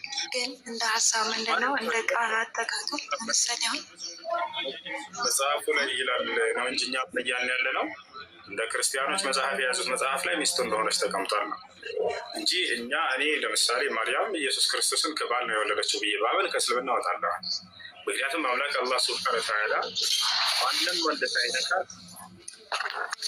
ሳይነካት ተአምራዊ በሆነ መንገድ ነው የወለደችው ብሎ ያረጋገጠውን ነገር እንደ መካድ ስለሚቆጠር ማለት ነው። ስለዚህ ማርያም በድንግልናዋ ማንም ወንድ ሳይነካት ነው የወለደችው። አልዓዝራ አልበቱል ተብላ ትጠራለች በኢስላም ድንግል ማርያም ተብላ። ነጃሺ ወደ ኢትዮጵያ ማለት የኢትዮጵያው ንጉስ ሰሃቦች የዛኔ በእርሱ ፊት ቆመው እውነትን በመሰከሩ ጊዜ ማ ተቁሉነ ፊ ዒሳ ብሏቸዋል። ስለ ክርስቶስ ምን ትላላችሁ ስለ ኢየሱስ ሲላቸው የድንግል ማርያም ልጅ ማንም ወንድ ሳይነካት ተአምራዊ በሆነ መንገድ የወለደችው ነው ብለን እናምናለን ብለው ሰሃቦች ገልጸዋል። ስለዚህ ድንግል ማርያም በድንግልና ሳለች ወለደ። አሮ አስገባኝ ሰማን አንድ ጊዜ ተረጋጋ። ቆይ አስጨርስ ቆይ በተራ እና ያ ነው በቁርአን ውስጥ ጊዜ አባት ምናምን ይሄ ጭና ምናምን የሚለው ቃል ራሱ አታገኝም ለማርያም ማንም የለም። ብቻዋን የወለደችው ማንም ወንድ ሳይነካት ተአምራዊ በሆነ መንገድ ያ ተብላ ትገልጻለች። ተአምር ነች እሷ ራሷ ተአምር ነች። ተአምር የተባለችው ለምንድን ነው? ማርያም ማንም ወንድ ሳይነካት ከእርሷ ብቻ ሰው ስለተፈጠረ በእርሷ ራሱ እሷ ተአምር ነች፣ ለዓለም ድንቅ ነች። ክርስቶስም ድንቅ ነው ለዓለም ተአምር ተብሎ ተገልጿል። ለምን ከተባለ ያለማንም አባት ከሴት ብቻ የተወለደ ልጅ ተብሎ በመገለጽ እሱም ተአምር። ስለዚህም ነው አምላክ አላህ ምን ይላል? ወጀዐልና እብነ መርየመ ወኡመሁ አየተን ይላል። የማርያምን ልጅና እናቱን ተአምር አደረግኳቸው እያለ ለዓለም ድንቅ ናቸው እያለ ይናገራል። ነገር ግን እዚያ ጋር ስንሄድ ጊዜ ተአምር ናቸው ነው ወይ የለወፍ አባትና እናት እንዳሉ ይገልጻል። እዚያ ላይ አባት አለው ተብሏል። አባትህ ነው እያለች ማርያም አምናለች። እሱም እንዲሁ አባትህ ነው ሲሉት ከፊቱ አያስተባብልም ነበር። ልክ እንዲሁ መልአኩ ገብርኤል ተገልጦ ሚስትህን ከመውሰድ ይላል። በዛ ከሆነ የተአምር ሊሆን አይችልም። አይ ጥያቄ አለበት። እሺ አንዴ እዚህ ጋር ለምሳሌ አሁን እንደ ቃል አጠቃቀም ማለት ነው። እንደ ቃል አጠቃቀም እጮኛ ከተባለ ያው አጫት ማለት ያው በቃ ከሱ ሌላ ማንም ሰው እሷን ሊወስዳት አይችልማ። አሁን ለምሳሌ ግዴታ ሚስት ከተባለ ማለት አብረው የኖሩ ሰው እንጂ ሚስት ሊባል አይችልም። እንደ ቃል አጠቃቀም ማለት እንደ ፍቺ ወይ እንደ ቃላት እንግዲህ እንደ ሀገራችን እጮኛ የሚባለው ነገር ማጨት ሲባል ጊዜ ሰውየው ገና ሚስቱ አላደረጋትም ለሚል እንደምንረዳው እንደዛ መስራት ሊሆን ይችላል። ነገር ግን እሱ እንደሚለው መጽሐፉ የሚለው እጮኛ ከተደረገ አንድ ሰው ወደ ቤት ላይ ወስዳት ይችላል። ነገር ግን እንደ መጽሐፉ ወደ ቤቱ ውሰዳት ተብሏል እያልኳቸው ነው። እጮኛህን ውሰድ ብሎ ሂሳብ የለም፣ ሚስትህን ውሰድ ነው የሚባለው። ለዚህ ነው መልአኩ ተገልጦ ለዮሴፍ ሚስትህን ወደ ቤትህ ውሰዳት ነው ያለው። ሚስትህን ወደ ቤትህ ውሰድ፣ ሚስት ተብላ ነው የተገለጸው። ታቻለር ነው ያ ነው። ስለዚህ ለማየት ሞክራለሁ። ከዚሁ ጋር በተያያዘ ማነው ይህን ጥያቄ ቢመልስ ክርስቲያን ማርያም ማነው ዮሴፍ ማርያምን ያገባት በስንት ዓመቷ ነው? እሱ ስንት ዓመቱ ነበር? እሷ ስንት ዓመቷ ነበር?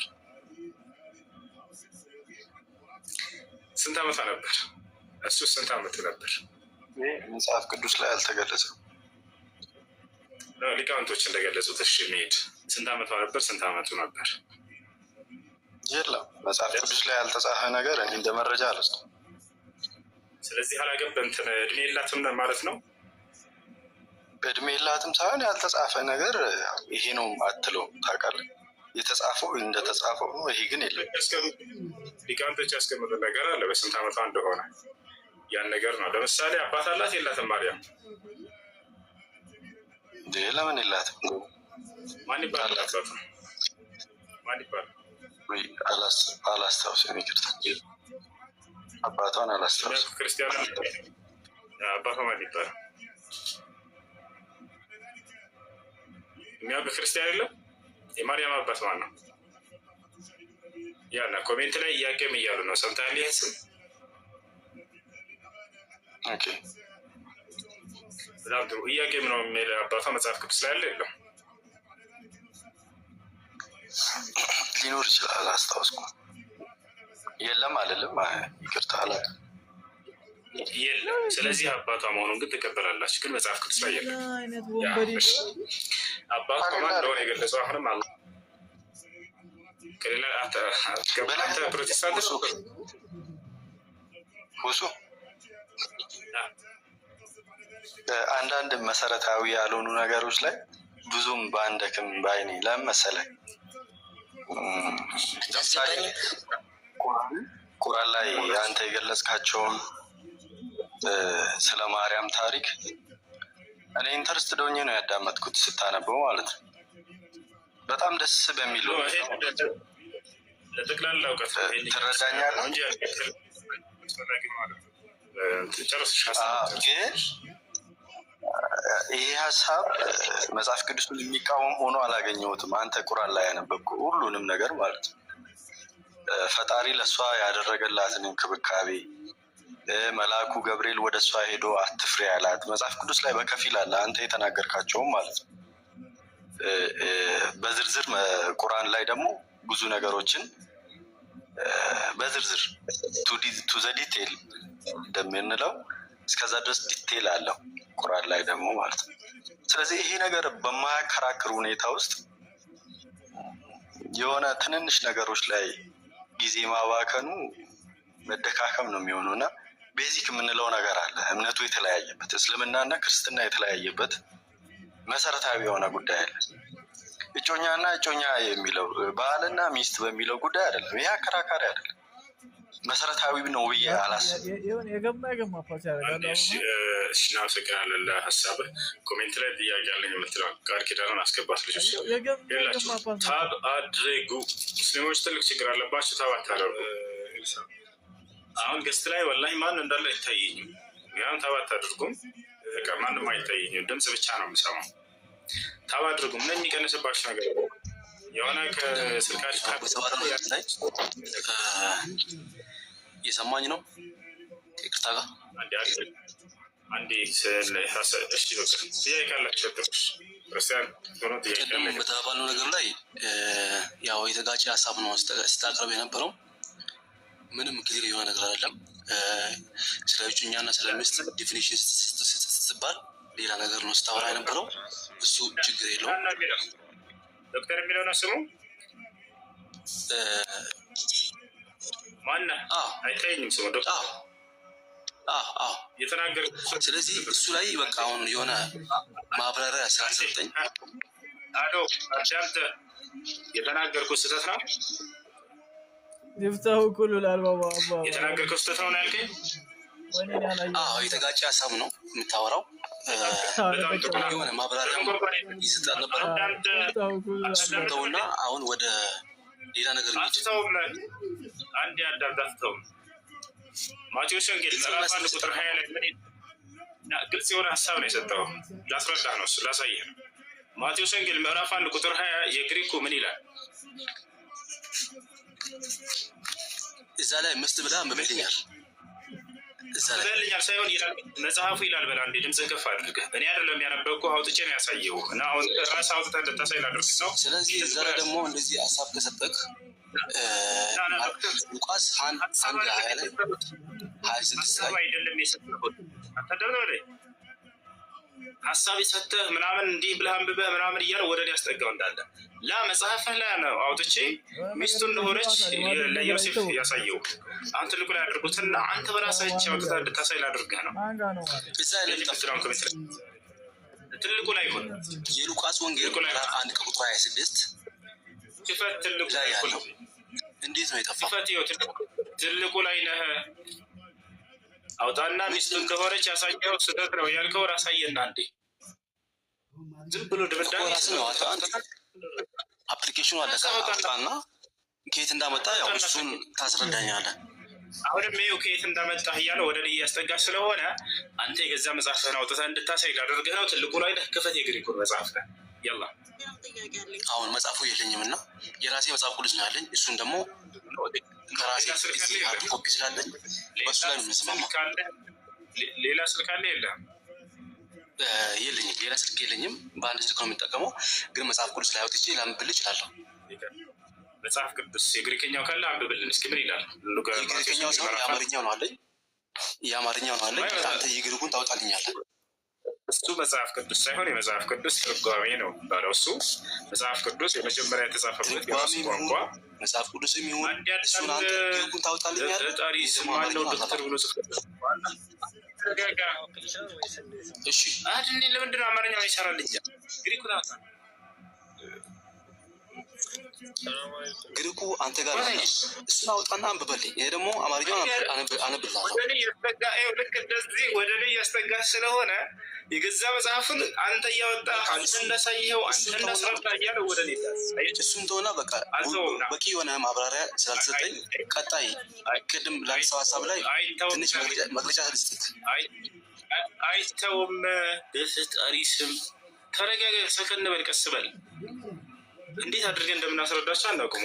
ቅድም ሄደው የምትለዋለች በአንድ የተረዳች ጉዳይ ይሄ መጀመሪያ የተጻፈበት የራሱ አንድ ተረጋጋ፣ ቀስ በል፣ ሰው እያወራ ጣልቃ አትግባ። ይሄ የራሱ የመጀመሪያ የተጻፈበት የራሱ የእናት ቋንቋው በግሪከኛ ነው እና እሱ ነው ሊያሳምነኝ የምችለው አለች። ቀጥታ እዛ ላይ ስናየው ጊዜ ሄደን ሚስቱ ብሎ ቃል በቃል ተቀምጧል። ይሄን እየካደ ነው ይሄ ሰውዬ። ከዛ አንተ አምጥተኸው አንተ አስራድተኸው አንተ እንዳብራራኸው እያለ ወደ እኔ ያስጠጋል። መጽሐፍህ ነው ሚስቱ ብሎ ያስቀምጣል። ይህን ይመስላል። የመጨረሻ ጥያቄ ሉቃስ ወንጌል ምዕራፍ 1 ቁጥር 20 የግሪኩ ሚስቱ ነች ይላል አይልም? ሉቃስ ወንጌል ምዕራፍ 1 ቁጥር 26 ላይ ሉቃስ ማለት ነው። ማቴዎስ ወንጌል ምዕራፍ 1 ቁጥር 20 ላይ ሉቃስ ላይ እንደዚህ ይላል። ሉቃስ ላይ ይላል። ስለዚህ ሉቃስ ላይ ይላል። በጣም ይጮኛ በጣም ስለዚህ አዳምጥ። ሉቃስ ላይ ማቴዎስ ወንጌል ማቴዎስ አላልኩም። ለምን አታዳምጥም? እሺ አዳምጣለሁ። እንጫጫ ትሆናለህ። ትልቅ ሰው አይደለህ? እሺ ዶክተር ብለህ ጽፈሃል። እሺ አዳምጣለሁ። መጽሐፍ ነው ማቴዎስ ወንጌል ያንተ መጽሐፍ ነው አይደለም? የኔ መጽሐፍ ቅዱስ ነው። ግን አንዱን ውስጥ ተቀበላለህ፣ ሌላ ለምን አንተ በጣም ጥሩ። አንዴ ስለመቀበል አይደለም ጥያቄ ለምሟገተው ማስረጃ አላቸው። ባደሱ አንድ ጊዜ አዳምጠኝ ውሱ አንድ ጊዜ አዳምጠኝ። ከይቅርታ ጋር ምንም ለማዳመጥ ፍላጎት የለው ለመናገር ብቻ ነው የሚፈልገው። ከይቅርታ ጋር የሆነ ነገር ያስፈልጋል። ማዳመጥ አይፈልግም። እኔ ለምሞገት መጽሐፍ ላይ ለማለ ሰው ማስረጃ ነው የምሰጥህ። ይወታል አይደለ? ሚስቱ ብሎ አስቀምጦታል። ይህን ማስረጃ ቀጥታ ማየት መጽሐፍ ላይ ይወታል አይደል? አላህ መስላል ማዳመጥ አይፈልግም። ግን ምንድን ነው የሚፈልገው? የተናገርከው ስህተት ነው እንትን ይህም ልለፈውና ሌላ ጥያቄ ልጠይቅ። እኔ ጥያቄ የሚጠይቅ ክርስቲያን በጣም ደስ የሚል ጥያቄ አጠይቅም አይደለም። ነገር ግን አዳምጥ መጀመሪያ ተለማመጥ። አላህ መስላል። እሺ ጥያቄ ያለ ይቀጥል። ጥያቄ ያለ ይቀጥል። የገባ ሰው አለ? ስትሬስ አይታየኝም።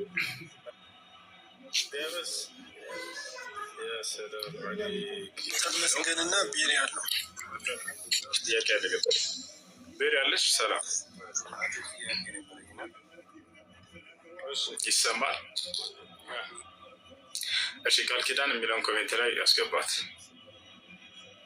ገስት ላይ ሰው አይታይም። ምን ሆኖ ነው?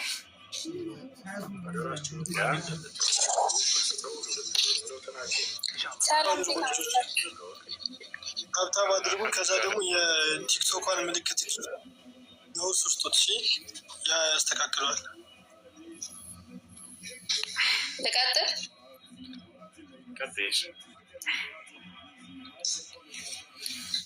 እሺ አሁን እያወራችሁበት የነበረው የማቴዎስ ወንጌል ቁጥር 1 ምዕራፍ 1 ቁጥር 20 ላይ ነው መሰለኝ። ከሜዳቸው ካልገባባቸው አለቀ ማለት ነው። እና ምንድን ነው ያጨቃጨቃችሁ? እዚያ ላይ የአማርኛው ላይ እጮኛህን ለመውሰድ አትፍራ አንተ ዮሴፍ ይላል። ይሰማሻል? ቃል ኪዳን በደንብ ይሰማኛል። ነገር ግን የአዲስ ኪዳን የተጻፈበት የመጀመሪያ ቋንቋ የግሪክ ነው እና የግሪኩን ሄደን ስናየው ደግሞ ሚስትህን ለመውሰድ አትፍራ ነው የሚለው። ሚስትህን ማርያምን ለመውሰድ አትፍራ ይላል። ማለት አግብቷታል ነው? ሚስቱ ነበረች ነው እያልክ ያለው ይላል መጽሐፉ ላይ ሄደን ስናየው የግሪኩን ሚስትህን ማርያምን ለመውሰድ አትፍራ ነው የሚለው። አማርኛው ላይ ደግሞ ሲተረጉሙላችሁ እጮኛው ጽፎላችኋል። ኢትዮጵያ እኮ እኛ ለምሳሌ የኢትዮጵያ ኦርቶዶክስ ተዋህዶ ቤተክርስቲያን አማኞች ነና። እሺ የግሪኩ ላይ የተጻፈው በአማርኛ ነው ወይስ በግሪክኛ ነው? በግሪክኛ ነው። ግን ያንን ወደ ፈለግሽው ቋንቋ መቀየር ይቻላል። ወደ አማርኛ ቀይረሽ አንቺ ወደ ቋንቋሽ ማየት ትችላለሽ። እኛ ወደ ቋንቋችን ቀይረን ስናየው እጮኛ ነው የተባልነዋ አይደለም። እሱ እንደዚህ አይልም። ሂደን ስናየው ጊዜ ቅድም ማስረጃ አውጥተን የግሪኩን ስናየው ሚስቱ ነው እኮ የግሪኩ ላይ የተረጎምከው አንተ ነካ። እኔ አይደለም ተረጎምኩት። እሺ አሁን አሁን አንቺ የግሪኩ አለ? የግሪኩ መጽሐፍ ቅዱስ የለኝም። የኔ ጥያቄ እሱ አይደለም። ሲቀጥል ደግሞ ማርያም ለዮሴፍ ታይታ ነበረ ይላል፣ እንዲጠብቃት ማለት ነው። እና እንዲጠብቃት ታይታ ነበር ይላል። ሚስቱ ከነበረች ደግሞ በድንግልና ኢየሱስ ክርስቶስን ወለደችው ተብሎ አይጻፍም ነበረ። እና ይሄ በግልጽ ማስረጃ የተቀመጠው ሚስቱ አልነበረችም ነው። ምክንያቱም ሚስቱ ከሆነች በድንግልና ኢየሱስ ክርስቶስን ልትወልደው አትችልም ማለት ነው። የወለደችው በድንግልና እንደሆነ ታምናለካ? ማስረጃ ራሳይ እንደ መጽሐፍ ቅዱስ ይሄ እኮ ሴንሲቲቭ ጥያቄ ነው። መጽሐፍ ቅዱስ እኮ በማስረጃ የምታምኚ ከሆነ እናሳይሽ። አልፈልግም አታሳዩኝ፣ እኔ ቄሶች የተርጉሞ የሰጡኝ ብቻ ነው የምቀበለው፣ የግሪኩን አልሰማም ካልሽ ችግር የለውም። ወደ ቀጣይ ጥያቄ ብሄር ትችላለሽ። እንደ ትልቅ ሰው ሁኑ እንጂ ክርስቲያኖች እንደ ህፃን ልጅ ነው። እንደ ትልቅ ሰው ሁኑ። እኔ እንደ ትልቅ ሰው የሰው ትልቅ የለውም ማለት አሁን ስለ እድሜ አይደለም። በፈጣሪስ ትልቅ ሰው እንደ ትልቅ ሰው ሆኖ ስል ለመረዳት ሞክሩ ነው የምንናገረውን ንግግር። አንቺ የምትናገረው እንዲሁ እናንተ መጽሐፋችሁ ለምሳሌ እኛ የመጀመሪያ መጽሐፋችን የተጻፈበት ቋንቋ ነው ከተባለ ነብዩ ሰለላሁ ዐለይሂ ወሰለም የተላኩበት በአረብኛ ቋንቋ ነው። ወደ አማርኛ ተተርጉሟል? አዎ ተተርጉሟል። የሆነ የትርጉም ስህተት ባገኝ እዚህ ጋር ማረጋግጠው ወደ እናት ቋንቋው መጀመሪያ ወደ ወረደበት ቃል ወደ አረበኛ ሂጄ ነው። ቀጥታ ያንን ሂጄ ያዋለ ከዛሊክ ልክ እንዲሁ የመጀመሪያ የእናት ቋንቋው የተጻፈበት መጽሐፍ ቅዱሳችሁ በምን ቋንቋ ነው? በግሪክኛ። እሺ በግሪክኛ የተጻፈውን ወደ አማርኛ፣ ወደ ኦሮምኛ፣ ወደ እንግሊዝኛ፣ ወደ ተለያዩ ቋንቋዎች ተርጉመውላቸዋል። እዚያ ላይ ያለውን በተሳሳተ ትርጓሜ ተርጉመውታል ወይንስ በእውነተኛ የሚለውን የግሪኩ ላይ ተመልሳችሁ ማየትና ማረጋገጥ። አሁን ማቴዎስ ወንጌል ምዕራፍ 1 ቁጥር 20 ላይ ሄደች ስታዩ ጊዜ አማርኛው ላይ እጮኛ ይላል። የግሪክኛን ሄደን ደግሞ ወደ አማርኛ ስንቀይረው ደግ ጊዜ ወደ አረበኛም ወደ ተለያዩ ቋንቋ ቀይረው ሚስቱ ነው የሚለው ቃል በቃል። ለምን ሸወዳችሁ? የኢትዮጵያ ቀሳውስቶች አስተማሪዎቻችሁ ሲተረጉሙ ጊዜ እጮኛ ብለው ለምን ጻፉ? ሚስቱ ብሎ ነው መጀመሪያ ላይ እየተቀመጠው ነው እያልኩሽ ያለሁት። አይ እሱን ማስረጃ አሳየኝ፣ ችግር የለውም እናሳይሻለን። እሺ ተቀብያለሁ፣ ግን ተቀብያለሁ እኮ እሺ ተቀበልኩት። ሚስቱ ብሎ ነው የተጻፈው፣ እዚህ ጋርም እጮኛ ተብሎ ነው የተጻፈው። ኦኬ እጮኛ ማለት ሚስት ማለት ይሁንና፣ እሺ ማርያም አግብታ ነበር ወይ ነው የኔ ጥያቄ። አዎ ካልከኝ ማስረጃ አሳየኝ እኮ። ሚስቱ ማለት ነው አዳምን ሚስትህ እንድትሆንልህ ሔዋንን አደረግኩልህ ይለዋል። ልክ እንዲሁ ማቴዎስ ወንጌል ምዕራፍ 1 ቁጥር 20 ላይ ዮሴፍ ሆይ ያለው መልአኩ ሚስትህን ማርያምን ለመውሰድ አትፍራ፣ ውሰዳት ሚስትህን አለው እኮ። ታጭታ ነበረ እኮ ነው የሚለው። ታጭታ ነበረ ማለት ሚስቱ ግን አልነበረችም፣ አላገባትም። ምናልባት ሚስቱ ልትሆን ትችል ነበረ። ሴት ናታ ሚስቱ ይላል። አሳይሽ መጽሐፉ ላይ። እሺ ማርያም ድንግል ነበረች አልነበረችም? አሁን ይህንን ብቻ መልስልኝ፣ ወደ ጥያቄ ልሄድ፣ ሰዓት የለኝም። አሁን ወደ ድንግልና እንመጣለን፣ ግን ሚስቱ የሚለውን መጀመሪያ እንጨርስ። አመንኩ። አሁን ድንግል ወደሚለው ስንመጣ ጊዜ ኢየሱስ ክርስቶስ እናቴ በድንግልና ወልዳኛለች ብሎ ያስተማረበት ቦታ የለም። ልክ እንዲሁ ማርያም ድንግልናዋን የተናገረችበት ቦታ የለም። ነገር ግን ወደ ድንግሊቱ ምናምን እያለ ጽፏል። ማን? ሉቃስ ጽፏል። እንደሱ ብሎ አንዲት ማርያም ወደምትባል ወደ ድንግሊቱ መጣ ምናምን አለ ሉቃስ። ኢየሱስ ክርስቶስ ከመረጣቸው ከደቀ መዝሙሮች አይደለም፣ ከ12 አይደለም አይደለም። እዚያም ሳይሆን ማለት ወንጌላዊ ነው። ኢየሱስ ክርስቶስ 12 ደቀ መዛሙርት ነበሩት። ከነዚያ መካከል ሉቃስ አለበት፣ ግን ወንጌላዊ ነው። 12ቱ ደቀ መዛሙርት አለበት። ኢየሱስ ክርስቶስ ከመረጣቸው የለበትም። ስለዚህ ክርስቶስ ያልመረጣቸው አካሎች መጥተው ከዚያ በኋላ ማርያም ድንግል ነች ብለው ጽፈዋል። ተመልከት። ማርቆስ ልክ ኢየሱስ ክርስቶስ ተመረጠው ከሐዋርያቶች መካከል ነው ወይ? አይደለም። ግን እነዚህ እየመጡ ኢየሱስ ማነው ማርያም እንደዚህ ነች ድንግል ነች እንትና ደግሞ ከሙታን ተነስተዋል ኢየሱስ ማለት ይጽፋሉ። ነበራቸው ያ ምስክሮች ነበራቸው ወላ አልነበረም? ኢየሱስ እነ ጴጥሮስስ ከሙታን ሲነሳ አላየትም። እነርሱ አንድ ያየው የለም። ኢየሱስ ክርስቶስ ዳግማ ትንሣኤ ላይ ለማን ብሎ ነው ታዲያ መጥቶ? በድጋሚ እኮ ነው እያዩት እኮ ነው ያረገዋ። ጥያቄውን በደንብ አዳምጪ። ኢየሱስ ክርስቶስ ከሙታን ሲነሳ ያየው አንድ የሐዋርያ ምስክር እሺ አሁን ወደ ጥያቄ ልቀጥል። እኔ የመጣሁት በሌላ ጉዳይ ነው። የምን ማስረጃ? ተው እሱን። ሲጀመር እኔ የመጣሁት አሁን በሌላ ጥያቄ ነው ማለት። እሺ አሁን አንተ ለምሳሌ ስለ ኢየሱስ ክርስቶስ ስታነሳ ማለት ነው ኢየሱስ ክርስቶስ አምላክ አይደለም ብለክ ነው ወደ እስልምና ገብተክ አላህ አምላክ ነው ብለክ የምታመልከው። እሺ አሁን ኢየሱስ ክርስቶስ አምላክ ነኝ ስላላለ ወይም ደግሞ መጽሐፍ ቅዱስ ላይ ኢየሱስ ክርስቶስ እኔ አምላክ ነኝ ስላላለ ነው አይደለ ወደ ሙስሊም አላህ አምላክ ነው ብለህ የምታመልከው? ለእኔ ከኢየሱስ ጋር አነጻጽሬ አይደለም አላህን የማመልከው። ምንም የሚገናኝ ነገር አይደለም። ኢየሱስን የማነጻጽረው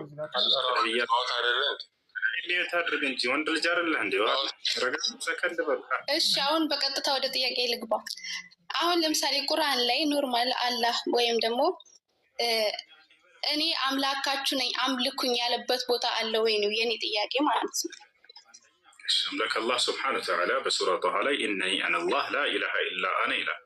እኔ አምላካችሁ አላህ ነኝ ከእኔ በስተቀር ሌላ ማንም አምላክ የለም። የት አድርግ ጨንደር ነው የሚለው።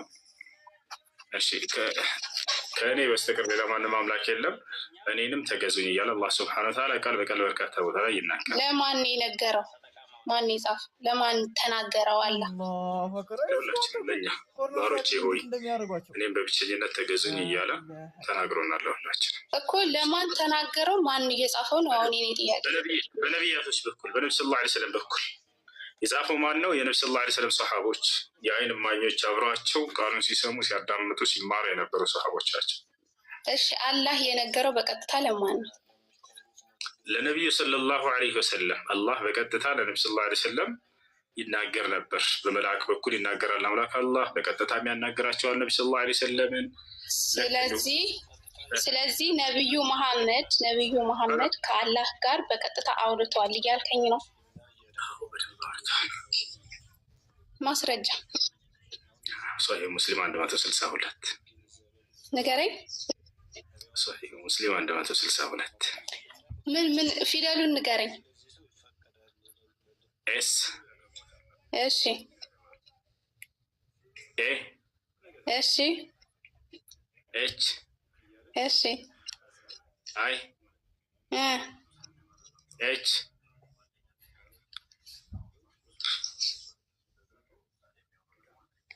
ሰሒህ ኤም እሺ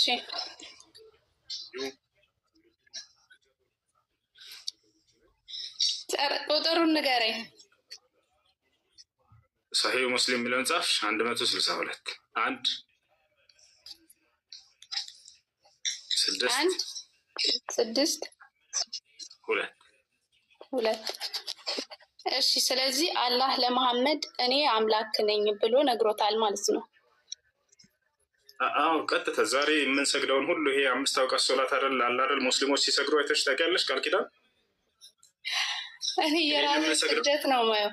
አይ እኔ መሐመድ ከአላህ ጋር የተነጋገረበት አሁን እዚህ ጋር ተነጋግሯል ማለት ነው፣ ነግሮታል ማለት ነው፣ ተነጋግሯል ማለት ነው። ኦልሬዲ እሺ አመሰግናለሁ። ትልቁ የአምልኮ ስርዓት እንደውም የምንሰግደው ይሄ ሶላት የሚባለውን በመልአኩ ገብርኤል በኩል አይደለም ያዘዛቸው፣ በቀጥታ ነው። ራሳቸውን ነቢ ሰለላሁ ዐለይሂ ወሰለም እስከ 7 ሰማያት ድረስ ሲወስዷቸው አምላክ አላህ ከዚያ በቀጥታ ያ ሙሐመድ እያለ ሙሐመድ ሆይ እያለ እርሳቸውም አያ ረቢ አቤቱ ጌታዬ ሆይ እያሉ እያናገሩት ነቢያችን ሰለላሁ ዐለይሂ ወሰለም ያለማንም መካከለኛ ነው በቀጥታ ያወሩት። ልክ ሙሴ ከአላህ ጋር እንደተነጋገረ ነቢ ሰለላሁ ዐለይሂ ወሰለም ከአላህ ጋር ተነጋግረው አላህ ከሙሴ ጋር እንዳናገረው ነቢ ሰለላሁ ዐለይሂ ወሰለምን ያለማንም መካከለኛ ማለት ነው። የት ነበረ? የት ሆነው ነው ያናገረው መሐመድ? ነቢያችን ሰለላሁ ዐለይሂ ወሰለም ያናገሩት አላህ ስብሐነ ወተዓላ ቦታው እስኪ ከ7 ሰማያት በላይ አድርገው። እሺ ቁጥሩን ንገረኝ። 162 ነው ያልከኝ? በዚያውም ኢየሱስ ክርስቶስ እንዳገኙት ላብስርሽ። እሺ አመሰግናለሁ። እሺ እራሷን ሲወረደችው ኮሜንት ላይ ማንም ሰው እንዳይሳደብ። ይሄ ነገር ድንቅ እንደሚሆንባቸው አውቃለሁ። ምክንያቱም የሚነግሯቸው ሌላ ነው፣ ስለ ስፐርም ምናምን ነው፣ ስለ ነብዩ ሰለላሁ ዐለይሂ ወሰለም የሚነግሯቸው። እዚህ ሲሰሙ አዲስ ነገር ነው የሚሰሙት። መደንገጣቸውና እንትን ማለታቸው ጓ ማለታቸው ለእኔ ብርቅ አይደለም። ምክንያቱም ያልሰሙትን ቃል ስለሆነ የሚሰሙት። እዚህ መጥተው በደንብ ስሙ ክርስቲያኖች። ነቢዩ ሰለላሁ ዐለይሂ ወሰለም ከአምላክ ጋር በቀጥታ ተገናኝተዋል። ከአምላክ ጋር መገናኘትን መጽሐፋቸውም የሚያረጋግጠው ነገር ነው። ከሙሴ ጋር አምላክ እንደተገናኘ ሁሉ ከነቢዩ ሰለላሁ ዐለይሂ ወሰለም ጋር ተገናኝቷል። ሙሴን የት ነው ያናገረው? በሲና ተራራ ላይ አምላክ አላህ ስብሐነ ወተዓላ በቃሉ ተገለጠለት። ያ ማለት በቃሉ አናገረው ሙሳን። ያ ሙሳ ኢነኒ አነላሁ ረቡል ዓለሚን አለው። ሙሳ ሆይ እኔ አምላክ አላህ ነኝ የዓለማቱ ጌታ ብሎ አናገረው። ነቢዩ ሰለላሁ ዐለይሂ ወሰለምን ማናገር ሲፈልግ ደግሞ አምላክ አላህ ስብሐነ ወተዓላ ነቢዩ መልአኩ ገብርኤል ላከው። ወዴት? ወደ ነቢዩ ሰለላሁ ዐለይሂ ወሰለም ጋር መካ ላከው። መልአኩ ገብርኤል ወደ መካ ሄደ። ነቢ ሰለላሁ ዐለይሂ ወሰለም ከቤታቸው ቀሰቀሳቸውና አስነሳቸው በሌሊት። ከዚያም በኋላ ቡራቅ በሚባል እንስሳ ከአህያ ከፍ ያለ ከፈረስ ዝቅ ያለ በራሪ የሆነ ክንፋማ የሆነ ከሰማይ የሆነ እንስሳን ይዞ መጥቶ መልአኩ ገብርኤል ለነብዩ ሰለላሁ ዐለይሂ ወሰለም ቤታቸው በር ላይ አቆመው ቀሰቀሳቸው። ሙሐመድ ሆይ ተነስ፣ ከጌታህ ጋር ዛሬ ጥሪ ተደርጎልሃል አላቸው። ከዚያም በኋላ እርከብ ያ ሙሐመድ አላቸው። ሙሐመድ ሆይ በዚህ በእንስሳ ላይ ውጣ አላቸው። ወጡ ነቢያችን ሰለላሁ ዐለይሂ ወሰለም ከመልአኩ ገብርኤል ጋር።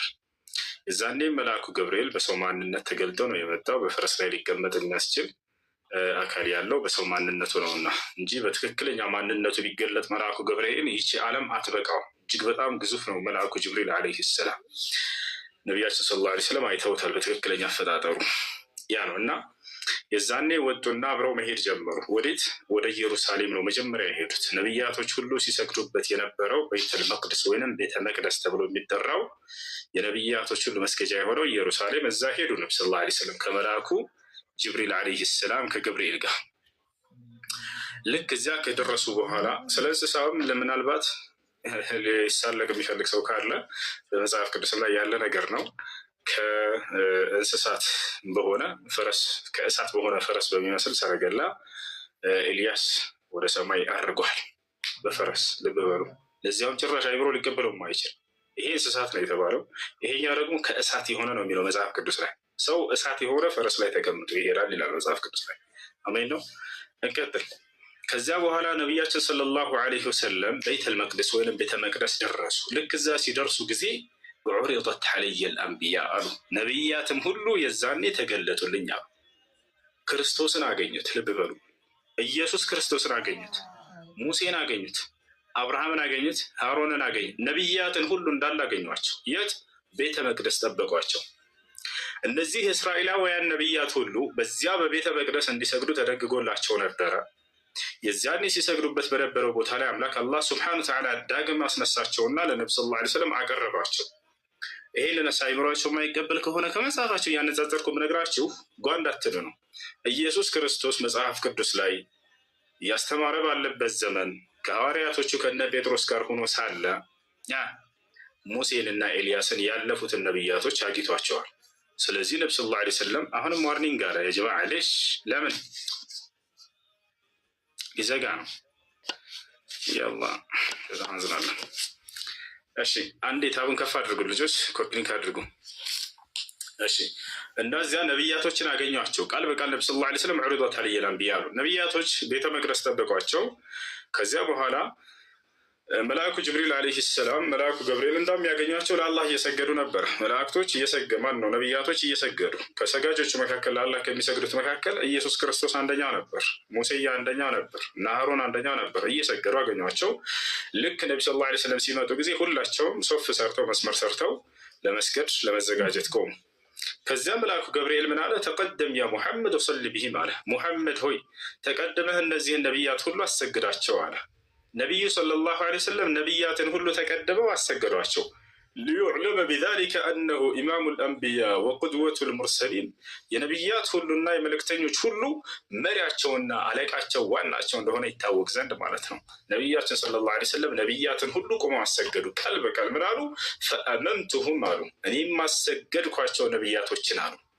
ልክ አሰግደው እንደጨረሱ ነቢያችን ሰለላሁ ዐለይሂ ወሰለም መልአኩ ገብርኤል ጅብሪል ምን አላቸው? ያ ሙሐመድ ሃዛ ኻዚኑ ጀሀነም ማሊክ ሰልም ዐለይህ። ሙሐመድ ሆይ ይህን መልአክ አብሮት የመጣ መልአክ ነበር። የዛኔ ቤተ መቅደስ ለመገኘት አላህ ሱብሓነሁ ወተዓላ የመረጠው መልአክ እርሱም ማን ነው?